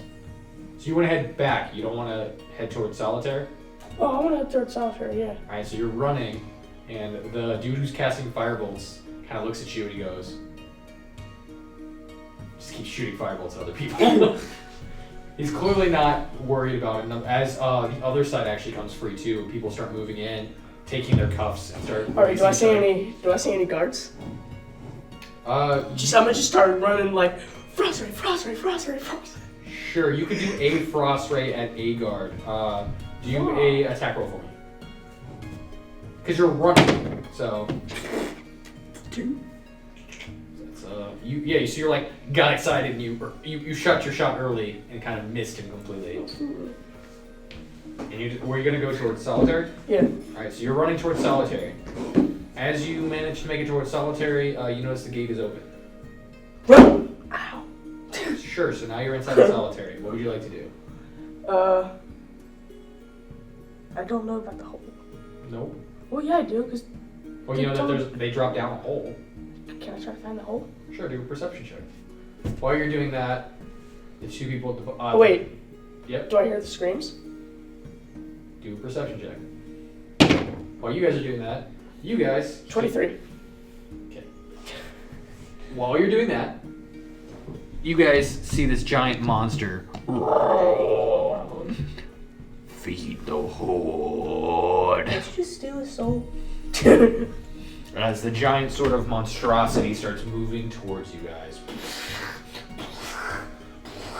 You can hear the giant footsteps from below the hole. Would you like to jump in?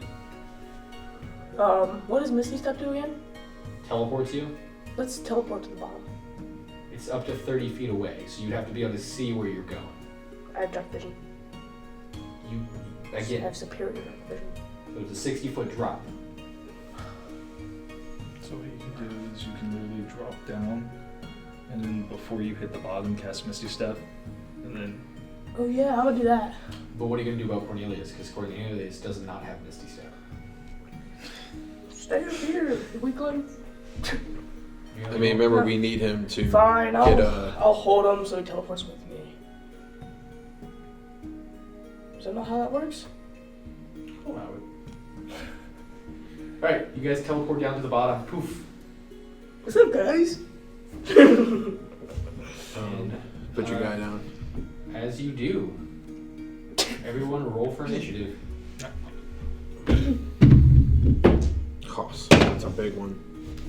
Solid. Let's go. 8. I got 11. Alright, so 25, 20, Yeah, 20 to 15. I got. Yeah, just 1 sec. 15 to 10. That's you. I got 11. 11. Okay. 10 to 5. Sure. I got an 8. I got a 6. I mean 5 to 10, not 10 to 5. All right.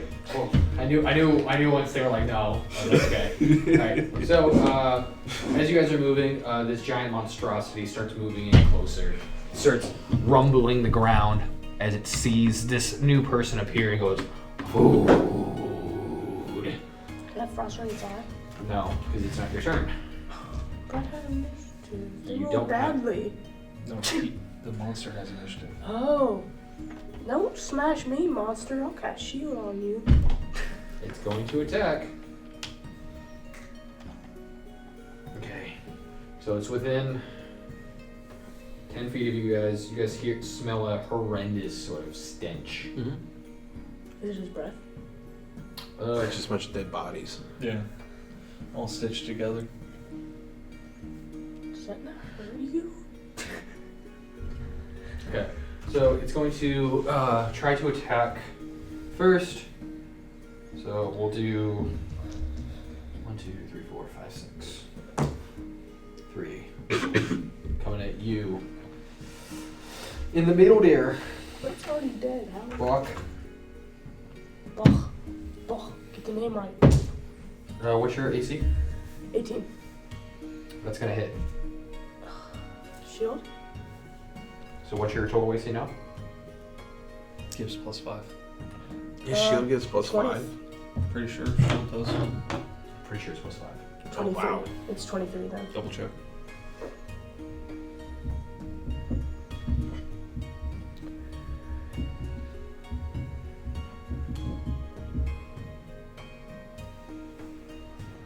An invisible barrier of magical force appears and protects you until the start of your next turn. You have a +5 bonus to your AC, including against the triggering of attacks, and you take no damage from magic missile. Yep, so you manage to, as it comes down with sort of this sort of giant, massive, sort of meat-filled fist to smash your shield. It hits your shield and splats. And then as it comes down again, it's going to 50-50 come at you. Bro, Raggy. Man, on response, I want to do darkness. And I need you to make a strength saving throw for me. Magic missile. Why attack is dark? Yeah, you can't move. Just not. 6. So, you're going to take. Like a 75% chance I'll hit him. It's big enough. Yeah, so he's large. Takes up 4 spaces. I feel like my daggers wouldn't really do anything. You're going to take 20 points of damage. Cornelius, Bludgeoning where's damage. Is Cornelius? And what size are you? Is your creature? Medium. Okay. Alright. Literally just smashes down on you. A bunch of sort of like humanoid sort of creatures kind of try to grab onto you, but you kind of manage to wiggle your way through them. Just barely. Starts punching the humanoid creatures. And that's going to end its turn, moving into top of the order. Bock. Bock. Okay. Yeah, sorry. I'm going to mess it up, man. It's a one-shot. I'm sorry. Get off of my friend. And then, can I use a cantrip and bonus action? No, cantrips are used as Main Actions. action. as actions. Yes. And then I have 2 actions. No, you have One a action? action. You have one action. You have an action and a bonus action. Yes. You have an action, a bonus action, a reaction, a item interaction, and a. You can also do a. Well, that's part of your a weapon. So you're like Move action. My hidden blade is probably not going to do anything. Because you could do magic weapon. Because magic weapon is a bonus action. And then you can make an attack. Yep. With my rapier. Alright, so I have you item interaction, pull out rapier. Okay. Use bonus action to do magic weapon. Mm-hmm. And main action to just Okay, so you do have flanking right now. You have an ally with you, so that means you have advantage on your roll. So that means you do get your sneak attack bonus, and you roll with advantage. So you're gonna roll 2 hits, see if you can hit it. 2 d20s. 7. Oh, this was 7. That's a 19. Okay. So you are going to hit. Okay. So now you're gonna roll for damage. It's 1d8 plus 1d6 sneak attack damage. It says 46. For what? Sneak attack. Level 7. Oh, that's right. Yeah. So there's a 5 on the 8. Mm-hmm. And then you roll 4 d6s. You need d6. I'm gonna roll them one at a time because it's No, roll them all at the same Yeah. time. Speed up the process. 5, 4, a 1, and a 1. So 11. 11. So total damage. It's 5, That'll 10, be 16 plus your dexterity modifier. which is plus 5. Oh, proficient or saving throws or No, just plain modifier? Yeah. Okay, so that's plus 5. So Total damage. 21. 21. Yeah. Okay. So you manage to slash into this sort of giant monstrosity. It's very easy to hit as you sort of like slash in, and portions of like the carcasses start to rip off. The sort of sewn together pieces slightly sort of other way. unskewing as it manages to kind of fall over. Portions of it as it's still mostly intact. And that'll end your turn. Hey, I need to crack some damage to it. Next, in turn order, Should be. it's gonna be Mouse. All right. So I'm gonna take my wings. I'm going to fly 30 feet away. up. Okay. He is running away. That way I can be above it. Okay, this is what I've been doing. Now you're in the hole. Use a D6 D6. on the zone you are. How far are you going up? 30. 30, so just use a 6, and 6 times 5 makes 30. Okay. So that way you know how Makes high. sense to me. Oh, dude, it's the easiest way. I came up with that like 2 weeks ago, and everyone's like, dude, this is genius. That's pretty I'm like, smart, man. I'm like, yeah, math does come in handy once in a while. See, I'm not a math person. I'm not either, but I would come up with something like that, but not for the same reasons. I would just be like, hey, look, platform. makes I it have so extra dice. much easier. All right, cool. Yeah, so you're currently 30 feet above it. So Issue is that you're definitely flying past it, so I'm trying to determine if it's going to get an attack of opportunity. Take its head off. All right, we're going to do it this way, higher So low. body Hi. and stuff. Might not be down. Okay. It doesn't get an attack of opportunity. okay. Because like running away would, but going up out of range It's difficult because, technically it does, but technically it doesn't. It's like the rule of cool. yeah, which is why we went with a higher low option. So I'm going to, because I do have my familiar, going to have him take one of the, as his action, he's going to take one of the beads from the necklace of fireball, and he's going to throw it in behind the creature, and that way it hits the creature but not them, and then I'm going to Eldritch Blast it. All right, roll 2 attack rolls. Okay. First one is going to be an 18. 18 will hit. Second one, 11. 11 will not hit, so roll for damage. Alright, damage on the Eldritch Blast is an 8. That's with modifiers? Yep. Alright. So as you sort of blast this force damage, another couple of these sort of humanoid creatures sort of pop off. In 1 second. Watch, the humanoids are gonna like grow back into like regular humans. Just start fighting us. They'll be like, how does this seem?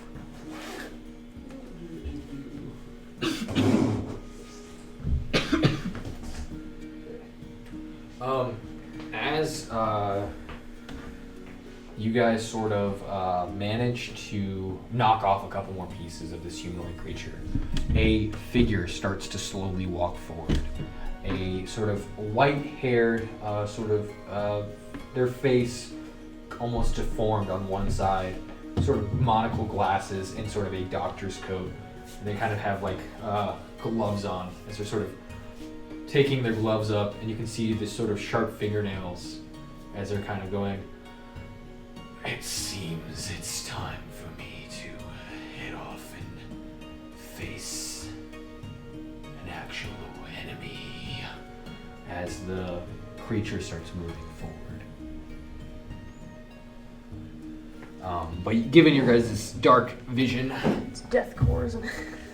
no, it is a sort of half sort of maimed vampire. Get me out of here. Get me out of here. Would he get caught in the fireball?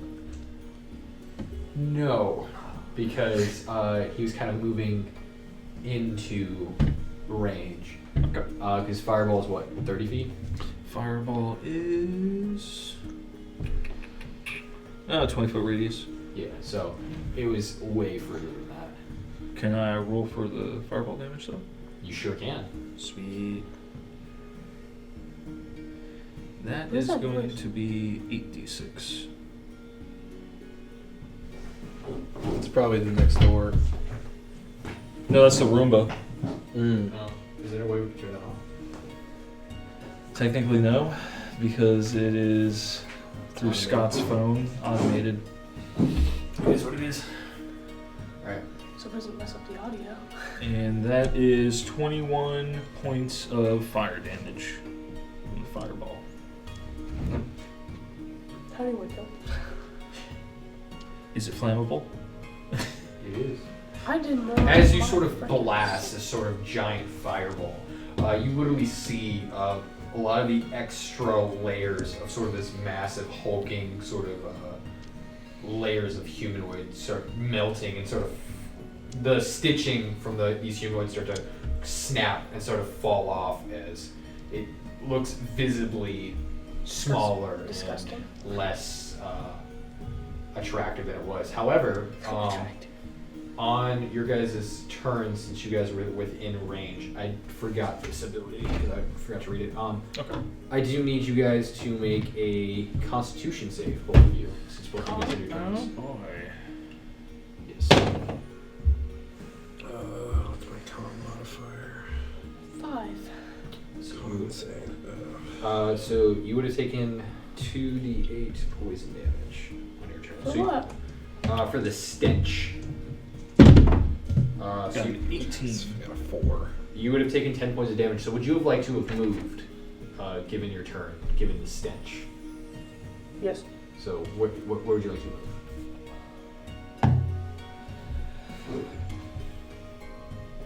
Far can the stench reach? It's 10 feet. Oh, well then. Square back. Well, because you hit it with your okay. You had to hit it, so you would have had to move forward. You would have had to been in range because you stabbed it with your thing. With your rapier, yeah. So So you'd have rapier to is be what, 10 feet? No. 5 5? feet. Okay. You would have to be right up on it. And then you could have moved back, but then it would have got attack of opportunity. But it's fine. That already passed, so we'll just say didn't get an attack of opportunity. But you could have moved back. So go ahead and move your character back. Alright.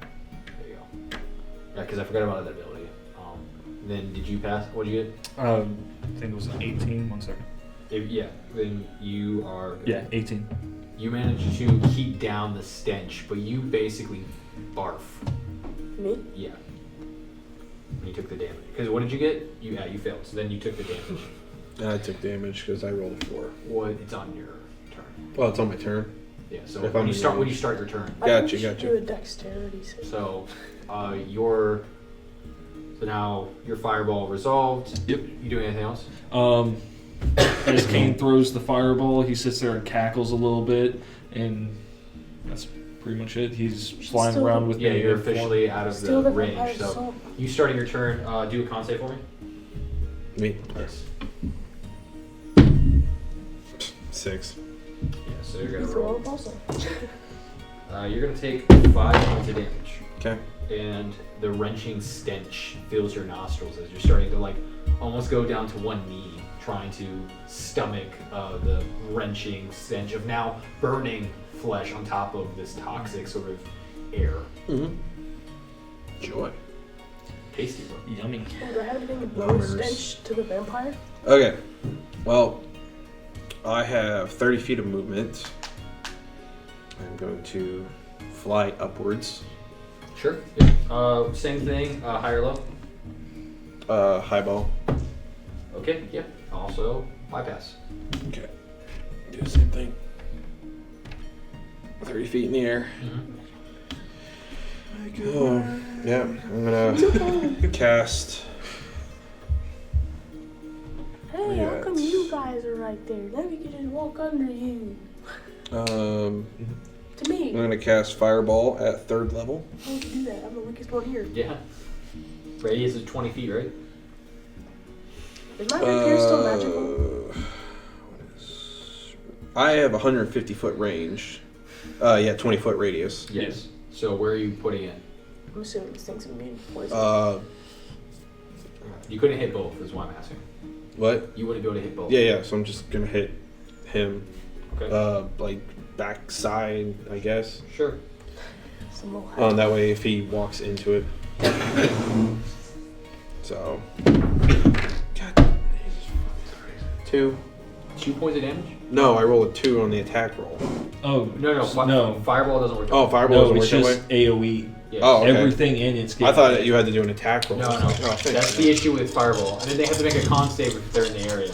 Gotcha. And then they You guys take are already dead. half, but because he's large, you can't bypass it. So Gotcha. he literally gets hit either way. So I roll. Should be 8 if you do 8. that 3rd level. 3rd level is 8d6. You need more? I have 2. I thought it was 6d6. 7. That's 8. You need another one? I just need 1 here. Okay. That works. 8d6. Okay. Wait, so is that monster officially dead? 12. 18. So 19. 22. I thought it like shattered. 25. Just describing it taking damage. 28. yeah. Dex save says Yeah. 14 on here. Yeah. Yeah, it would have to make a Oh, dex save, but it's so large. So it's just smaller. It can't. It can't ever make save it. it. Yeah. So Okay. I'll just take my dice deck back though. Just the white one. White one. It's just smaller now because we cut pieces off it off. I'm just adding flavor to make it seem cooler. So, as you blast it with a second fireball, more flesh gets melted down as it starts, again, starting to crack off these pieces of these sort of sewn together bodies on its main carcass, start popping off, and it begins to get smaller, as it's now about a quarter of the size that it was when it started this battle. Cool. And that'll end your turn. I don't have. Or- Actually, I do. Hold on. I'm gonna use my bonus action to give Bardic Inspiration There you go. to everyone within 30 feet of me. Ooh, everyone. That's Wait, it. am I with them 30 What's your bardic inspiration at? Is it D8? As a bonus action, it's a creature other than myself within 60 feet can hear you, gains inspiration die 1d8 for 10 minutes. So who are you choosing? I'm gonna choose Malice because He's the casting one big boy plays. Sure. that's- All I did Alright. was hit it with my So, sword. 20. as you guys cast a second fireball, the sort of doctor in the background just kind of claps. Bravo! Bravo! Well, looks like I better get serious then. As he sort of rushes forward and sort of sends out, sort of snapping its fingers, sort of a couple of hordes of sort of zombie-esque hordes start moving in. Oh my gosh, why do you do this, Justin? Okay. I don't think we're meant to fight this thing. That's fine. I think we're meant to die. We already made it a quarter size smaller. Yeah, No, but it's we it's a have- quarter. Yeah, no, it's at a quarter, so it's like 75% smaller. Oh, even then we better. have a horde of zombies and this vampire dude to deal with afterwards. I'm not worried. Wait, do any of you have healing potions? Yeah. That's what I was thinking. Do any of you have healing potions? Did you buy any? I have 4. There you go. But do you guys need some? 'Cause those So- guys are some. I got 5. Basically, these are smaller, like basically what the size of this thing is now. They're quarter-size versions of that, Okay. all coming at you guys. Oh, that's a little further ago. I was like, oh. So they're all coming at you guys with him as he's moving in, sort of, and he kind of like flies. So he's also flying. So we'll do a. Yeah. How high? Big brain plays, isn't it? Yeah. Like that. All right. Anyways, yeah, I also like utilizing my terrain. I want to fly. You guys notice that your ally, Cornelius, goes, "Oh shit! I didn't realize we were gonna have to face this fucker. Do you know who that is?" No. It's, Do you know who that is? yes. Thought he died a long time ago. He's a mad scientist, Edric von Alucard You want to find him? Seem of the Alucard family. to have a good job arresting big guys. He was outcast from the So his name is. Edric. You know what? von- I'll just put him as Scary vampire dude. Edric von Alucard. He's a member of the vampire family. He's a pristine vampire from like a higher noble class, but he was outcast and perceived to be dead. And he's been continuing his research here on prisoners. That's who's been. That would explain why all the dead bodies are here. Yeah. So, how do you kill him? How you kill all vampires. All right. What is that supposed to mean? Exactly. So he's moving forward, and the rest of his horde start moving into position. To him. Boop, boop, boop, boop. Oh, there we go. All right. Oh, actually, sorry. There. No, that makes. I'm trying to do things that would make sense. Like, Trying to make them like look bigger than they actually are. No. Like a bigger horde. I'm trying to ensure that they're not in a straight line in any direction. Oh, that looks really organized. Why would you do that? It's almost like I've strategically placed my minis that way they're not easily destroyed. Yes, with AOE spells. Oh no, it's almost like I know how to play as an evil DM. Okay. Anyways, so now that the scientist Edric von Alucard has made his turn, we're going to go back to the monstrosity's turn, who currently resides at about 15 feet tall. And he's going to try to swing in the air at one of you two. He has 15-foot reach. Damn, jeez. At being a quarter size? Jeez. The thing is he can extend himself out. I mean, that's fair. I was like, damn, I figured we'd be up this high. You want to be able to reach us. Oh, so you really did try to throw me on his butt. You know what? Here, Cornelius. So it's coming at you. Okay. Why? Probably gonna hit. Well, I really if it don't- hits, It's gonna hit. Yeah, it's 19. Yeah, it's I have a 14. so it's going to hit you for the Maybe we first should kill one. Cornelius and feed him. Maybe the vampire's just hangry. Okay, so. 38. When you become a vampire, why should not bite me? What do you mean no?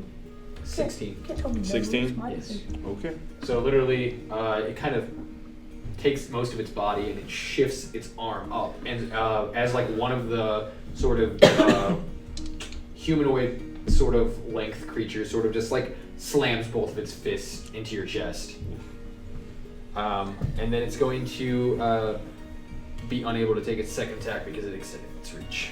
Man, I really wish I had something I And could do in that'll be response. going into the next turn, which is Lucas. Is it still extended? Hmm? Is it still extended? No, it was like a single thing. So it extended its reach out and utilizing both of its attacks in order to do that. As a bonus action, can I light one of my arrows on fire? Sure. Okay. How are you lighting on fire? Do you have like If- a flame? If he's on, is he still on fire? He is still. Doesn't he take fire damage at the start of his turn? I can make him not be on fire. Yeah, actually, how much fire damage is he taking? Because I was both fireballs. No, I think it should. I think you guys can take this guy, right? He doesn't take It just poison damage, I bet.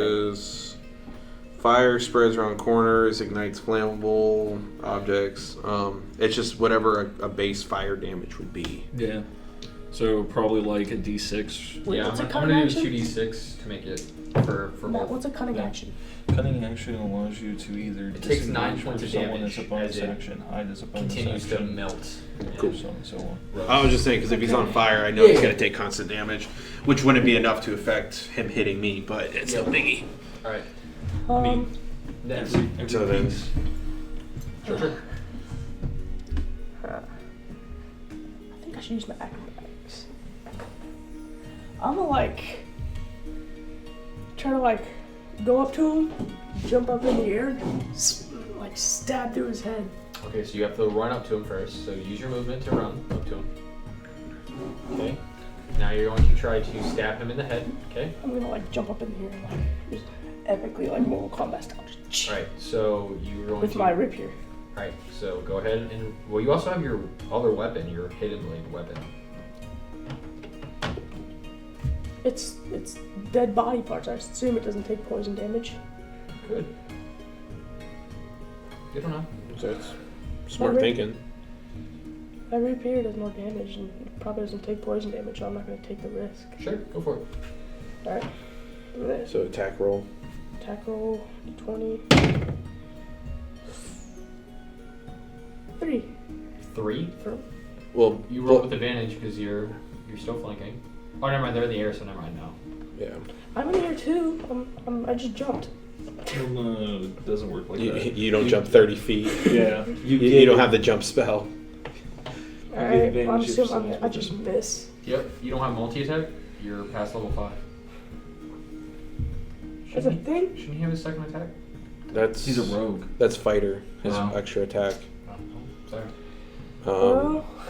So all right. Anyways, yeah, no, you miss. It happens. It does happen. All right. Next up. So I'm gonna go ahead. I'm gonna take my hands, spread them out, sit there, do some sign language in order to actually cast a spell because I can't do Naruto. verbal. So, He said Naruto. and then I am going to Just like- cast. Shadow Clone Jutsu, bro. Summons a whole bunch of demons. So I am going to Got cast. Naruto over here. You technically can't do that because you can like shadow or like something because you can summon demons. Shadow clone jutsu. Wall of Fire. Look how ugly I am. He's doing T-Sling no Jutsu, bro. T-Sling no Jutsu. So within 60 feet, I cast a 20 feet high wall that is 20 feet thick. What's that thick boy? Yeah. So 60 feet, and basically one side is protected, the other side is not. Yep. So I'm going to go ahead and I'm going to do. How far can you go? I can go 60 feet. Shoot the vampire dude. You can go wall to wall. Yeah. And it's 20 feet tall. Yes. You should just like shoot. The only problem is the vampire is 25 feet. Oops, sorry, I'm in that. Yeah. I'm currently wanting to keep the ads from getting into this fray. But so if you do it right behind, The big guy. And the But- vampire. yeah, behind Yeah. right, the line right behind the vamp. Yep. So pretty much right across here. Gonna do that. Anything that basically ends its turn within 5 feet of it on this side is going to take. Where is it? On your turn, I really hope you find 5d8 fire damage. If they pass through it, they will take another 5d8 Okay. fire damage. So if you, in theory, you could just run the line across from where like this guy, Yeah. and run it forward because then it would end with them in front of it. Yeah. Actually, I think I'm going to do that. Yeah, that way. You're gonna hit all the minis. Yeah. Yep. All the They minis. will have to make a dex save. So it is a dex save. If they fail, they take half damage. Is it or if they pass currently, or is it? it on their turn? Is the moment it's cast. Okay, so And then if they end the turn, it does. 1, 2, 3, 4, Yep. 5, 6, 7. I have to do 7 of these. So Really hope I see 7. any cool It's weapons. just within It's within 5. 5 feet of the line. Oh, okay. So it should So only just be be like- these front 3 by Yeah. going straight across. Gotcha. Okay. That's exactly what I'm gonna do. I'm gonna like. What do they have to get to pass? My spell save DC. 1 second. Let me look that up for you. Like take someone by the weapon and just throw them into the Spell wall. save DC is 15. They all fit. Okay. was easy. My time requests some D8s then. Yeah, I gotcha. How many do you need? I need at least 4. For what? D8. Thank you very much. Thank you. So 4d8. So 48. That's to each, right? That is to each of them. Yep. So that's going to be 8. His lowest was a 5. That is 30 points of fire damage. Don't you get a modifier too? Not on damage. Not on damage. Okay. Okay. All 3 of those die. Nice. And there is now a firewall there. It lasts for up to a minute. Nice. Then Kane's going to take his action. He's going to take another one of the beads, and he's going to chuck it down at the big guy. Okay. Please tell me. Eldritch Blast, right? No. So that was my... He. I did the firewall. Kane, my familiar imp, is going to take from the Necklace of Fireball, and he's going to throw down a fireball. Hey Justin, is So- it possible to take somebody by the weapon and throw them? With Mage Hand?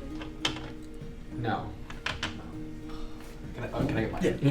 Mage Hand's a utility spell. That's what it's I was not about to an do. attack spell. No. I mean, you But, can still grab items with it. Alright, right? so another Less fireball than go for 5 it. pounds. And you're going to be able to hit Most both of them weapons this weigh a time lot with more the... than that, like Okay. daggers.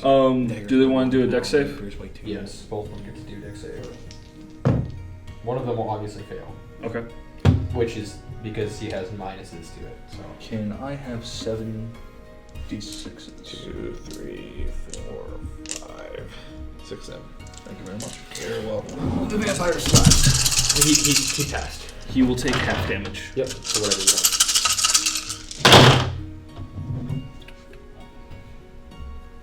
Okay. So that's 3 plus 2 plus 2 plus 1 plus 3. 26 points of damage. So the big, giant, colossal creature, after taking another fireball, literally GG'd. He crisps up into a marshmallow-sized.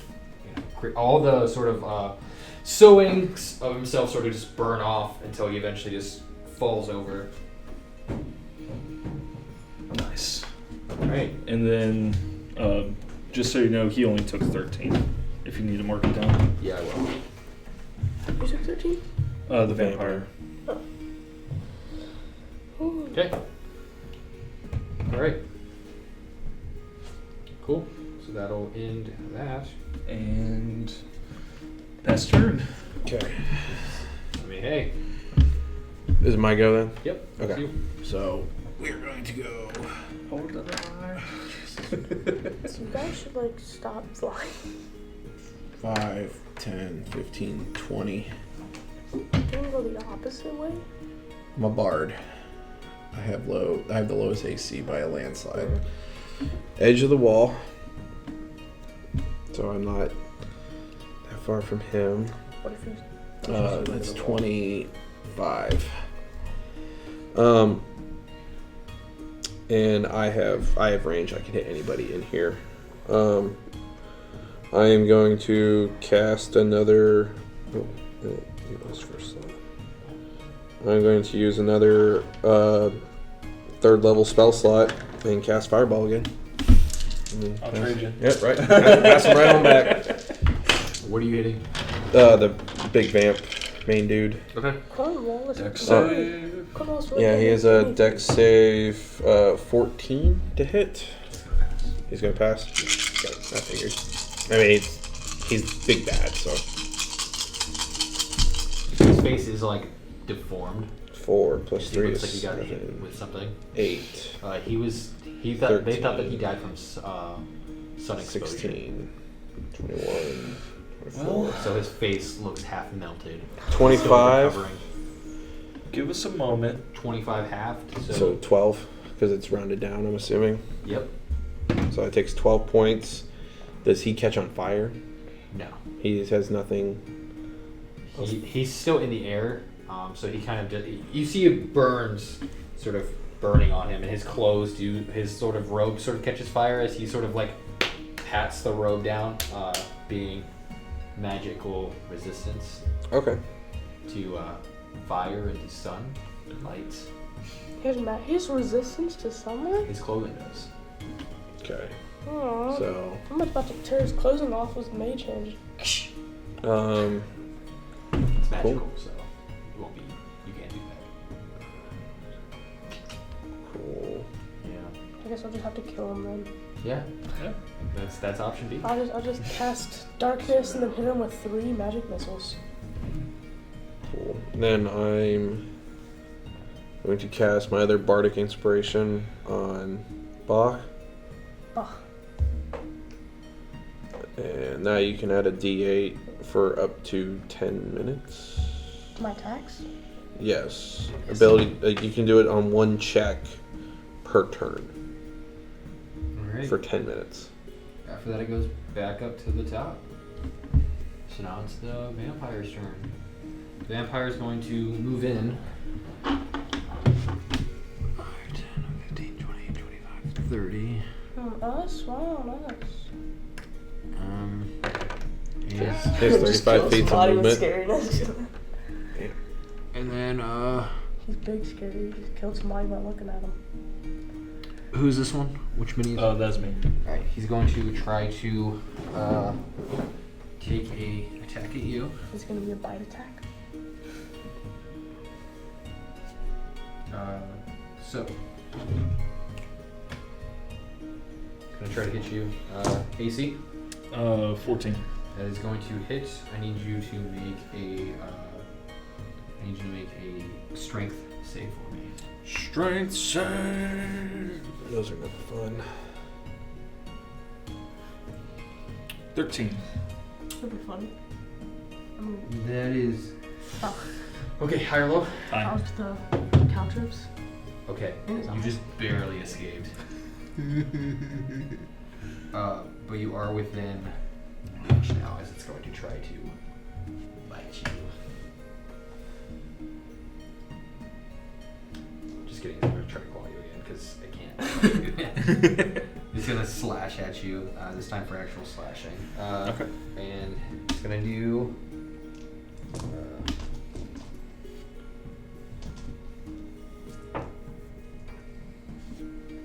It's going to do 9 points of damage at you as it sort of slashes deep into your sort of admin area.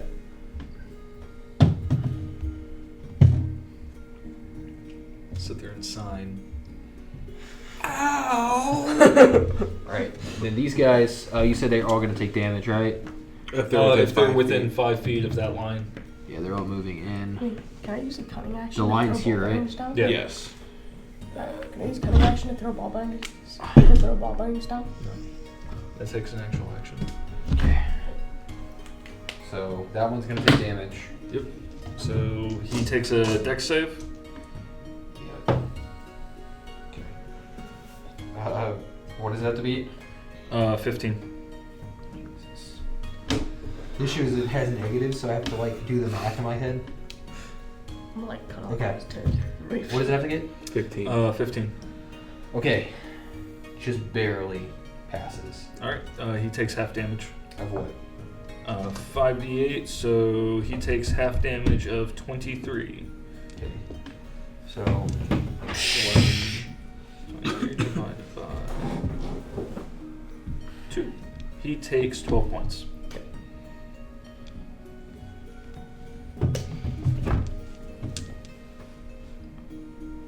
alright. So cool. Alright. That one's gonna take damage, the rest are moving forward. Right, moving on to the next person on the turn order. Bock. It's your turn, man. Your ally's still below you guys, like cowering in fear. Me? This is a vampire. Can I use a cutting action to give him a dagger? I'll say you can use your just item interaction hand to him. Hand it to- Oh, the half. The investigator. You know what? Totally forgot about him. I'm not even gonna use my short sword. Totally. So I'm gonna just like.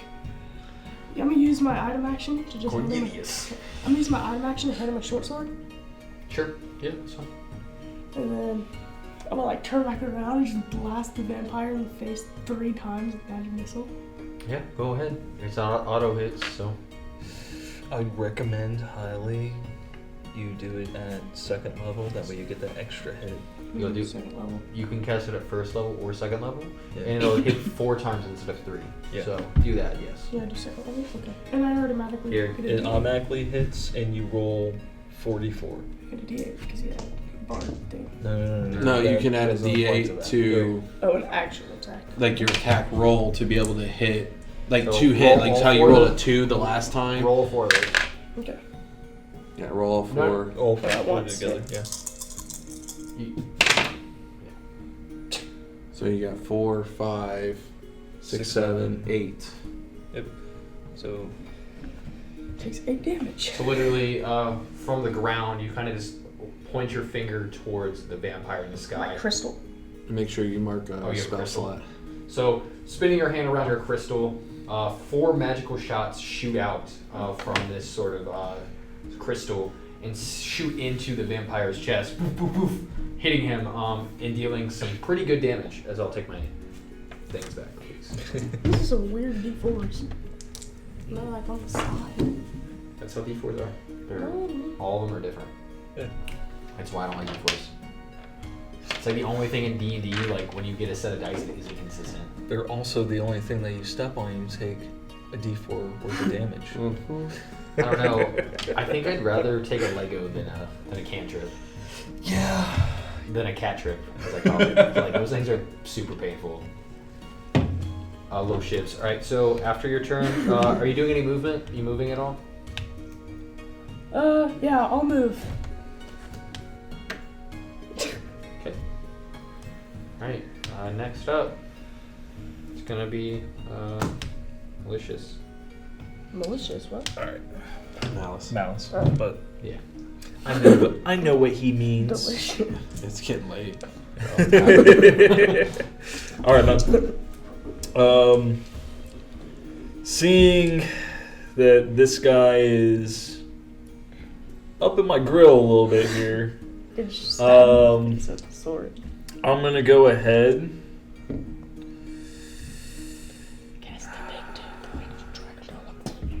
Yeah, I'm gonna expend a spell slot on this one. I'm going to cast Crown of Madness on him, On who? The vampire? the vampire. Sure. So, one humanoid of your choice that is within range must succeed a wisdom saving throw or become charmed by you for the duration. While the target is charmed in this way, a twisted crown of jagged iron appears on its head and a madness glows in its eyes. The charmed target must use its action before moving on each of its turns to make a melee attack against a creature other than itself that you mentally choose. The target can act normally on its turn if you choose no creature or if none are within its reach. On your subsequent turns, you must use your action to maintain control over the target or the spell ends. Sure. So, what does it have to do? What does it have to beat? Wisdom saving throw, DC 15. Okay, well, it beats that naturally with a 16. Okay. Plus wisdom, so nothing. So 16, yeah. Yeah. Right. Tough day. And then I guess my familiar is Gonna pick his eyes out. just going to take another fireball bead and hurl it at one of those guys. Sure. At least try to get 2 of them. So this one's already taken damage from the firewall, so I'm gonna throw it over here. Sure. Try to hit Yeah. in between. Yep. So, Isn't Cornwallis They got what, Dex 15s to save? yeah, they both fail. Justin? They If fail? Cornwallis has a weapon now, can he attack? No, because He's he's a coward. flying, and He's flying? the vampire's flying in the air. No, above the him. zombies, if they get here. If they get here. Yeah, but But your ally can't really do much, given that he can't fly and has no ranged weapon. I'm gonna throw They him both in- take 21 points of damage. Okay. So yeah, they're pretty messed up. They're on their last legs. Okay. on their last legs. Yeah. the crawlers. They're crawlers now. Yeah. Please Stomp take care of the something. vampire before it eats me. Oh, right. you want to know why I backed up? You'll see. Back you go. to Should have backed up too. Ragnnek. Alrighty. You should have backed up. Also, he's very fine. So now the problem is if I cast Fireball, he's within range. Yep. What does it do? It basically highlights people. They can't be invisible, and Yeah. basically your Yeah. allies get advantage against attack rolls against them. So I mean, if you want to Hey. potentially kill your Oh. allies and Cornelius, who would definitely most likely die. From fairy fire? Yeah, No, if from we- fireball. So with fairy fire, that's another thing too. If we fail the DC, it hits us as well, and then he gets advantage hitting us. Yep. Oh. And you don't want to do that with the vampire.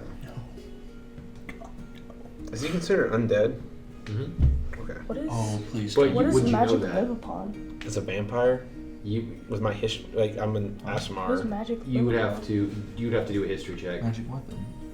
Oh, By I technicality, thought this because was it's live what your upon. character now, not you as a player now. Yeah. But I mean, like he's a Magic vampire. weapon. I Like can't do that they're. again, can I? pretty Oh, It's popular. not magical. Yeah, like I said, it's not. I just want to make sure he qualifies like in this realm of. He would in this realm, but you would need to do a Mhm. history knowledge to understand if they are. Okay.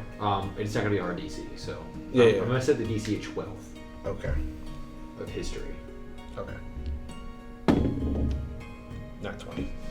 Yeah, so you definitely know that he is a vampire and that he is undead. And Well, because I have not fireball. Obviously, I have fireball. I have sleep. That's what I was curious about. But it's like immune to. Because it just says like puts him to sleep unless is undead.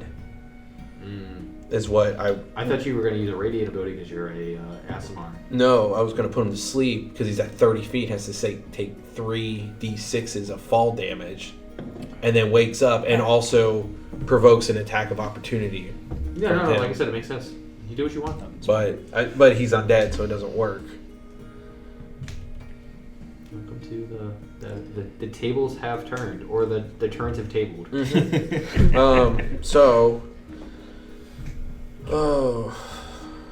Since I did that, I can't do that.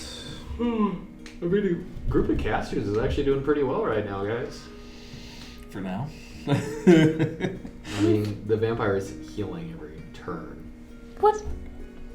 Yeah. It's part of its ability. I think this one takes poison. Try. Worst thing is, it doesn't, but you're still dealing damage. It's 1d6 plus 8. And then I have this Okay. too. Do a 1d6 plus 8 so- plus all your sneak attack damage. I'm going to use a second level spell, Sure. and I'm going to cast blindness/deafness on the vampire. Okay. What? I said nice. I'm trying to help you. Con of 14 is the save. As a cunning action. As a cunning action. That's a fail. Yes. So it says I can blind or deafen a As a foe. cunning action. Choose one that I'm creature gonna you can come see out within with my range. skin Make a shoulders. Constitution saving throw. So I'm going to choose blindness because it's harder to hit. Yes. Disadvantage Um, on them. The target is either blind or deafen, your choice, for the duration. At the end of each of its turns, you can target. Actually, you know what I would have done personally? This is outside though. I personally would have chose Deafened, then use Darken Spell. But I just wanted because it's going to get back to that creature's turn before it What gets I'm to saying anybody is else's. that's my personal choice. Yeah. And that is a cast, and I don't have any other. That's how you do broken shit. Teamwork. Teamwork makes the dream work, bro. How did this guy almost die? Huh? How did this guy almost die? Yeah, I just cast. Oh. Okay. Son. Exposure. And then That's why their face is all burnt. yeah, that's Might be able to scare Okay. him. Because I could cast my crystal and be like sunlight, and like pretend like I'm casting another spell. he said he has immunity or resistance to that. His clothing is resistant. Dang it. That's why his face is all melted. So I will pass. That's all I'm gonna do. I'll pass Yeah. turn. Okay. Back up to the top. Alright, so first off, Alright, they're gonna take damage. Or dex save, actually. yeah, so that one's gotta. And they're gonna move through, so they gotta do it twice. Yep. So they're both okay. So first two, it's gonna fail. Second one is gonna fail. Third one, it's gonna fail. Fourth one, it's So I'll gonna make it fail through. one. Okay. First one, they're all gonna take 21 points of damage. Those three all die. And then second one, Take another 16. Hey, zombies are dead. I always got this vampire. I haven't taken any damage. And You're not in range. You're 30 feet below him. Yeah. the vampire is going Exactly, to start regaining some sort of resemblance of health. Oh, I don't like that. Yep, they're continuing. Now they're physically healthier. Okay. As they're trying to sense their surroundings in the air. They're just trying to slash at stuff. Can They're we do going to some, try to like- do an attack roll in the sky. I gotta reroll that 'cause it hit the ground. So, disadvantage. It's going to try to swing at you within range. Okay. 15 with disadvantage. That hits. Yes. Flailing away. I'm doing my best for you, bud. Alright, No, so I you're gonna have to do appreciate you, another, man. you're gonna have to do another strength check for me. Another strength based roll. Are you good at strength? Oh man. I thought we were gonna do something cool. I was gonna like jump up and 5. he's gonna like grab my hair. Fail. Alright, now it's going to try to do its bite attack on you. And it's going to have advantage. So it's going to Okay. counter out. So it'll That'd count. just be normal then. Yeah, so. And then your AC, right? AC is 14. 14 is going to hit. Okay. Dabblage.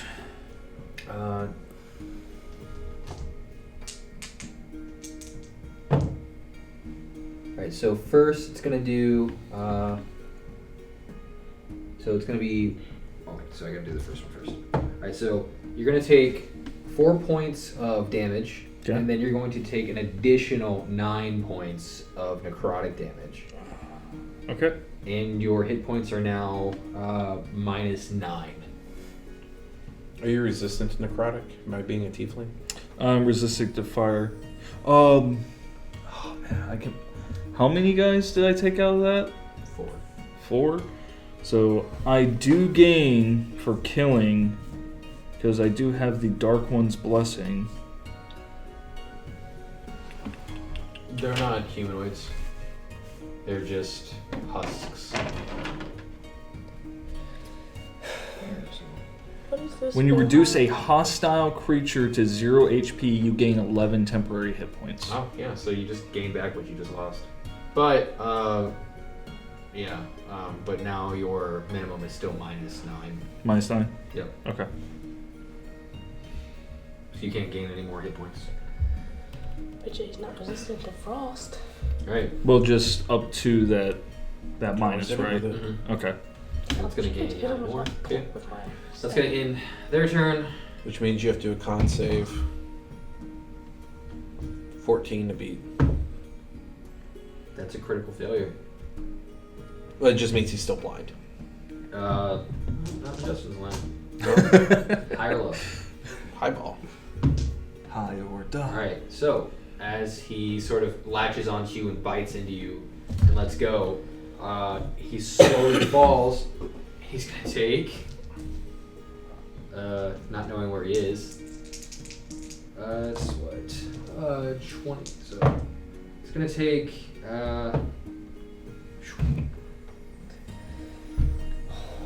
He's dead now. he takes 8 points of damage as he crashes to the ground. So he fell to the ground. I'm stabbing him in the head with mine. And he uses the rest of his movement to get up. Don't go near him. Why? Because we're going to unleash on this guy. Alright. Next. Bock.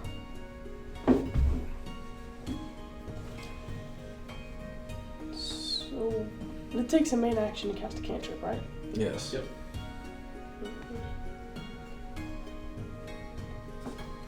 I'm gonna do something kind of cool. I'm gonna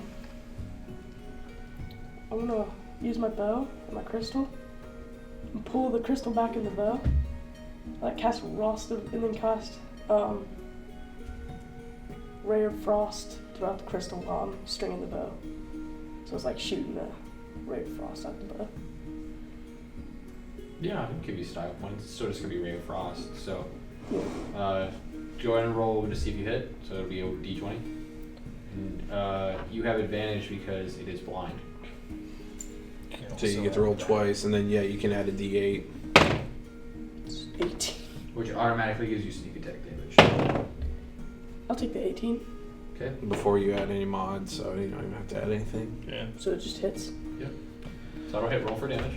And then Ray of Frost is 2d8. this 2d8. So I actually have 3d8. No, it's just 2d8. The Bardic Inspiration is to hit or a check. It doesn't add any additional damage. Yeah. It's just to help you hit stuff, but you already hit it without needing the Bardic Okay. Inspiration.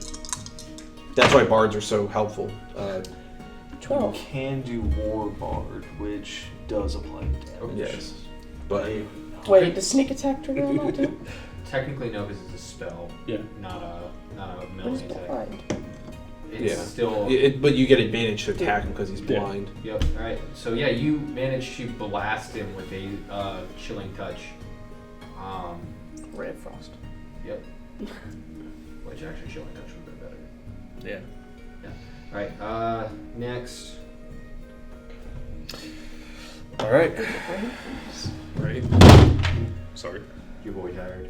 My Saturday fucking headache. Man, this dude Alright. needs to just die. It's So- the hard part. Vampires are hard to deal with. Oh, we still And his got blindness is working good though.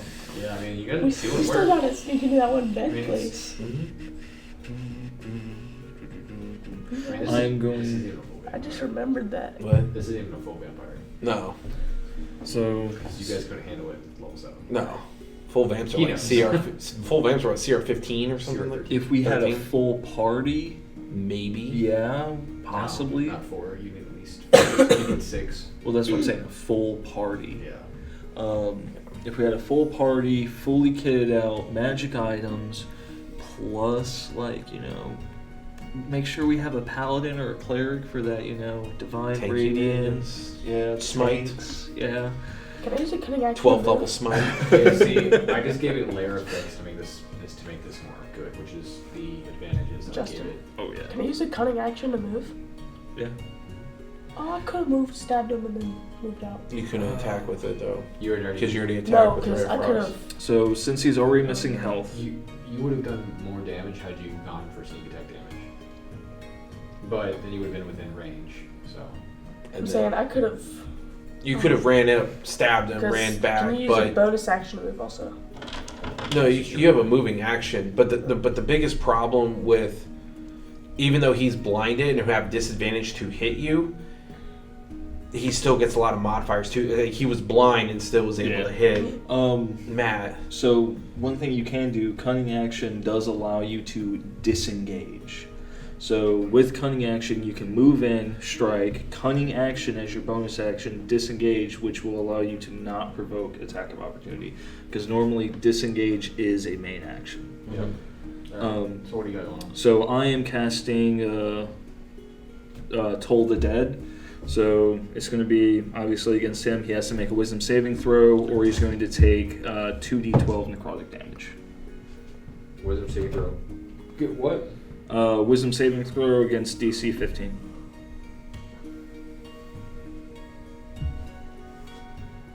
That's a fail. Nice. Make sure that's I still can't believe I got a critical fail on him. Like you said, that's why critical hits and critical failures, man. That's 10. I think that they're important. Oh, absolutely. Yeah, that's 13. Because it's like you don't just fail, like you royally fail. Yeah. Or you deal max damage plus.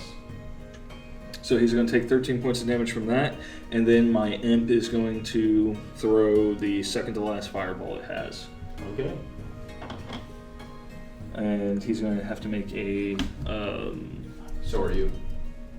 I'm 30 feet up in the air. Oh yeah. Yeah, he's without a range. Yeah. Which way are you throwing it because your allies are in the way? Plus D8 to hit, but I've Over plus here. D8 That to way. hit. If it was go over 20, I crit. You have to roll for 20 damage. to crit. Okay. Dude, you just have to roll What's over the 20 dex to save crit. that doesn't? Yeah, No, I'm talking it is a about, dex like, save. But it has Those two disadvantage. combined. Yeah.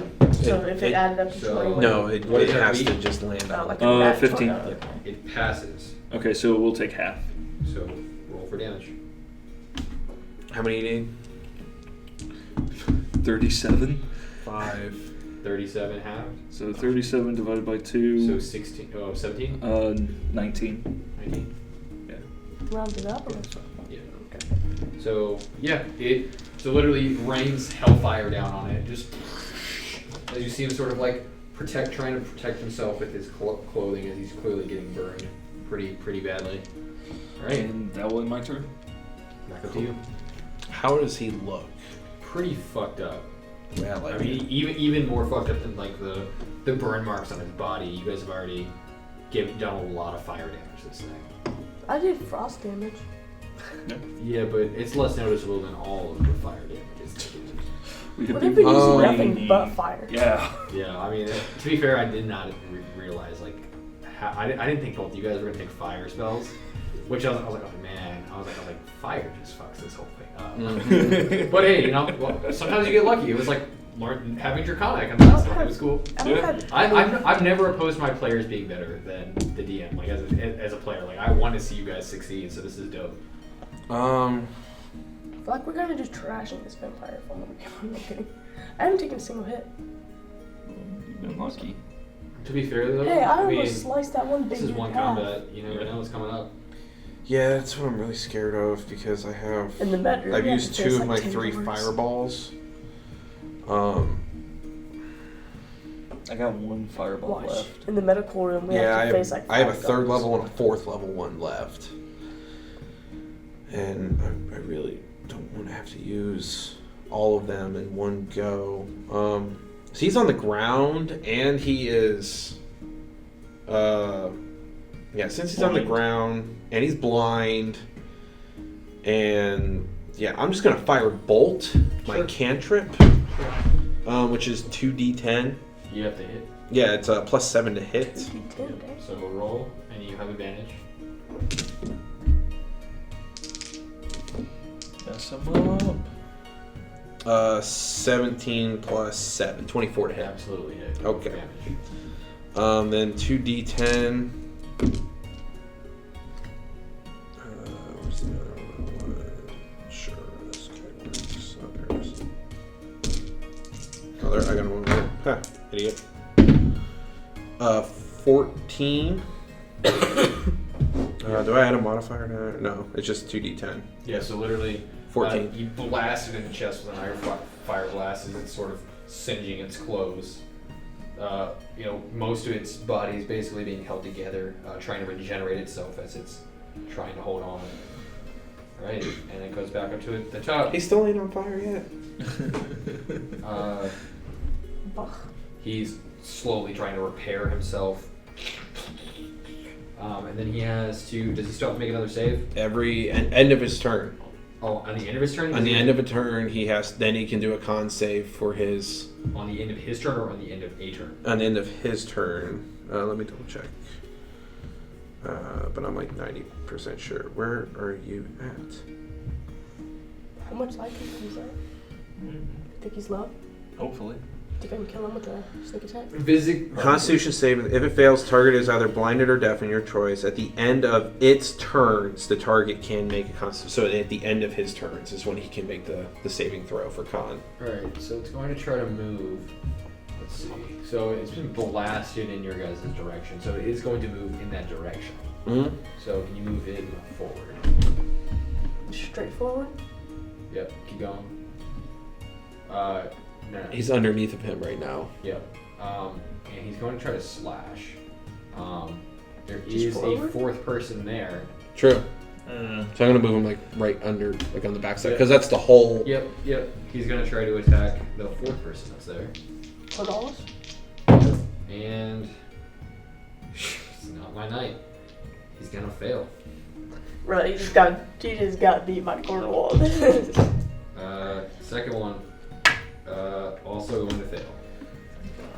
And that'll end its turn as it's trying to heal itself. And now it has to do a Con save. 14. It passes. 14, so it can see now. Yep. Cool. All right. No Cornwall longer has should disadvantage, stab but him. it missed both of the attacks on because it had disadvantage. The first one I had a 4 and a 3, so. Oh, God. Yep, it's a rough night. Hey, you know what? I'm never mad as a DM whenever my rolls are bad. Mm-hmm. That's actually good for me because I feel bad when I kill players. All right. Back up to the top. Yep, to the top. Make it drop. That's some hoet.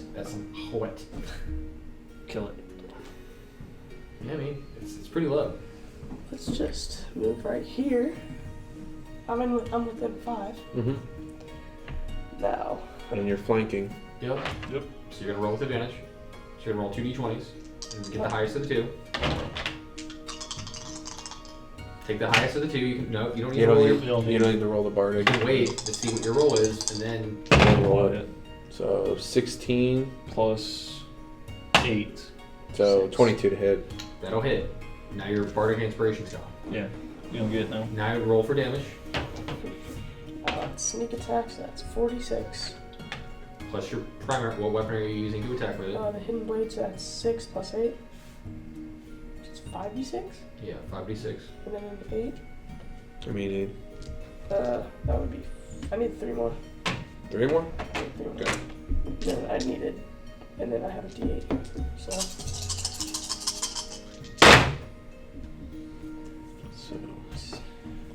So 11, 15, 17, that's 22, and then it's 28. And did you roll the d4 that you're supposed to roll with it too? Because you have a D4? yeah, it's 1d4 plus the poison damage. 31 points of damage. How would you like to do this? I want to so I'm using my hidden blade. I want to stab it through its neck, just. Yeah, so literally you run up as it sort of wipes its eyes and starts to come forward. The first thing it sees is your hidden blade straight into its throat as you sort of just stab in, and it can the poison starts rushing into its veins as he's just, and his face starts to contort this sort of greenish coloring as the poison resides through his vampiric blood, and he falls over, and that'll end your combat. Nice. And then I just want to. Yeah, you're just like curb stomping him as like it's clearly dead. I don't even I'm care. going to take a potion. He tried to attack me. Sure, fair. I don't need one. I didn't get hit.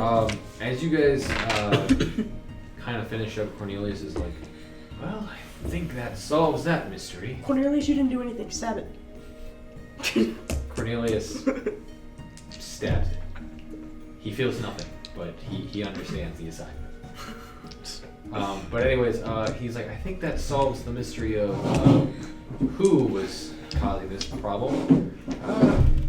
What do you guys mind just slicing this dude's head off so I can bring it back to the king? Sure. Well, first, does this fulfill our agreement?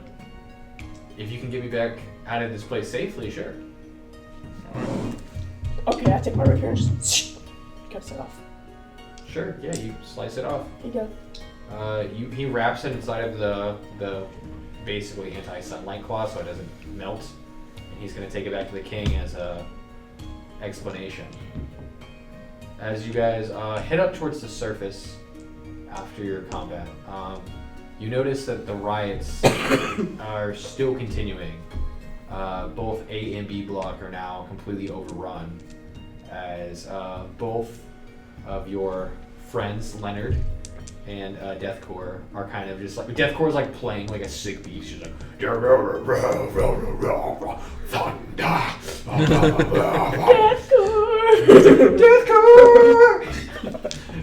and in front of him is Leonard, who just literally is crackling with dark magical energy as all the bodies slowly start popping up of both prisoners and dwarven, guards the same, start moving forward and start slashing into other guards as you guys are moving forward. Do I say guard? They're literally getting murdered in front of you. All of them. Is there Like- anyone that's alive? No. I think it's time to go. Yeah, Why not just you guys are all slice this basically up? making your way towards the surface, just killing everything along the way. We are? No. Your allies are, specifically. I want Like Leonard. Save and some for me. I want to Deathcore. slice their necks. As you guys get up to the surface, you guys are met face to face with the King's Armada. You see lines of wizards with giant crystal balls getting ready to hold off the waves of attacks. Bye-bye. And in that moment, We all die. we will be ending tonight's session with one shot. You did not. With the unknown variable, what could have happened to this party? Pretty dope. We would have all died. Man, we didn't summon no demons. Yeah. Oh. I gotta do one last thing. Thanks everyone for watching this month's one shot. As always, remember again to support your local game store. And for those of you who are listening to the podcast on one of our iTunes or whatever, remember to check out our YouTube channel, Resources of the Gathering, where we're posting all different types of nerd content, including more episodes of One Shot. So see you guys next time on One Shot.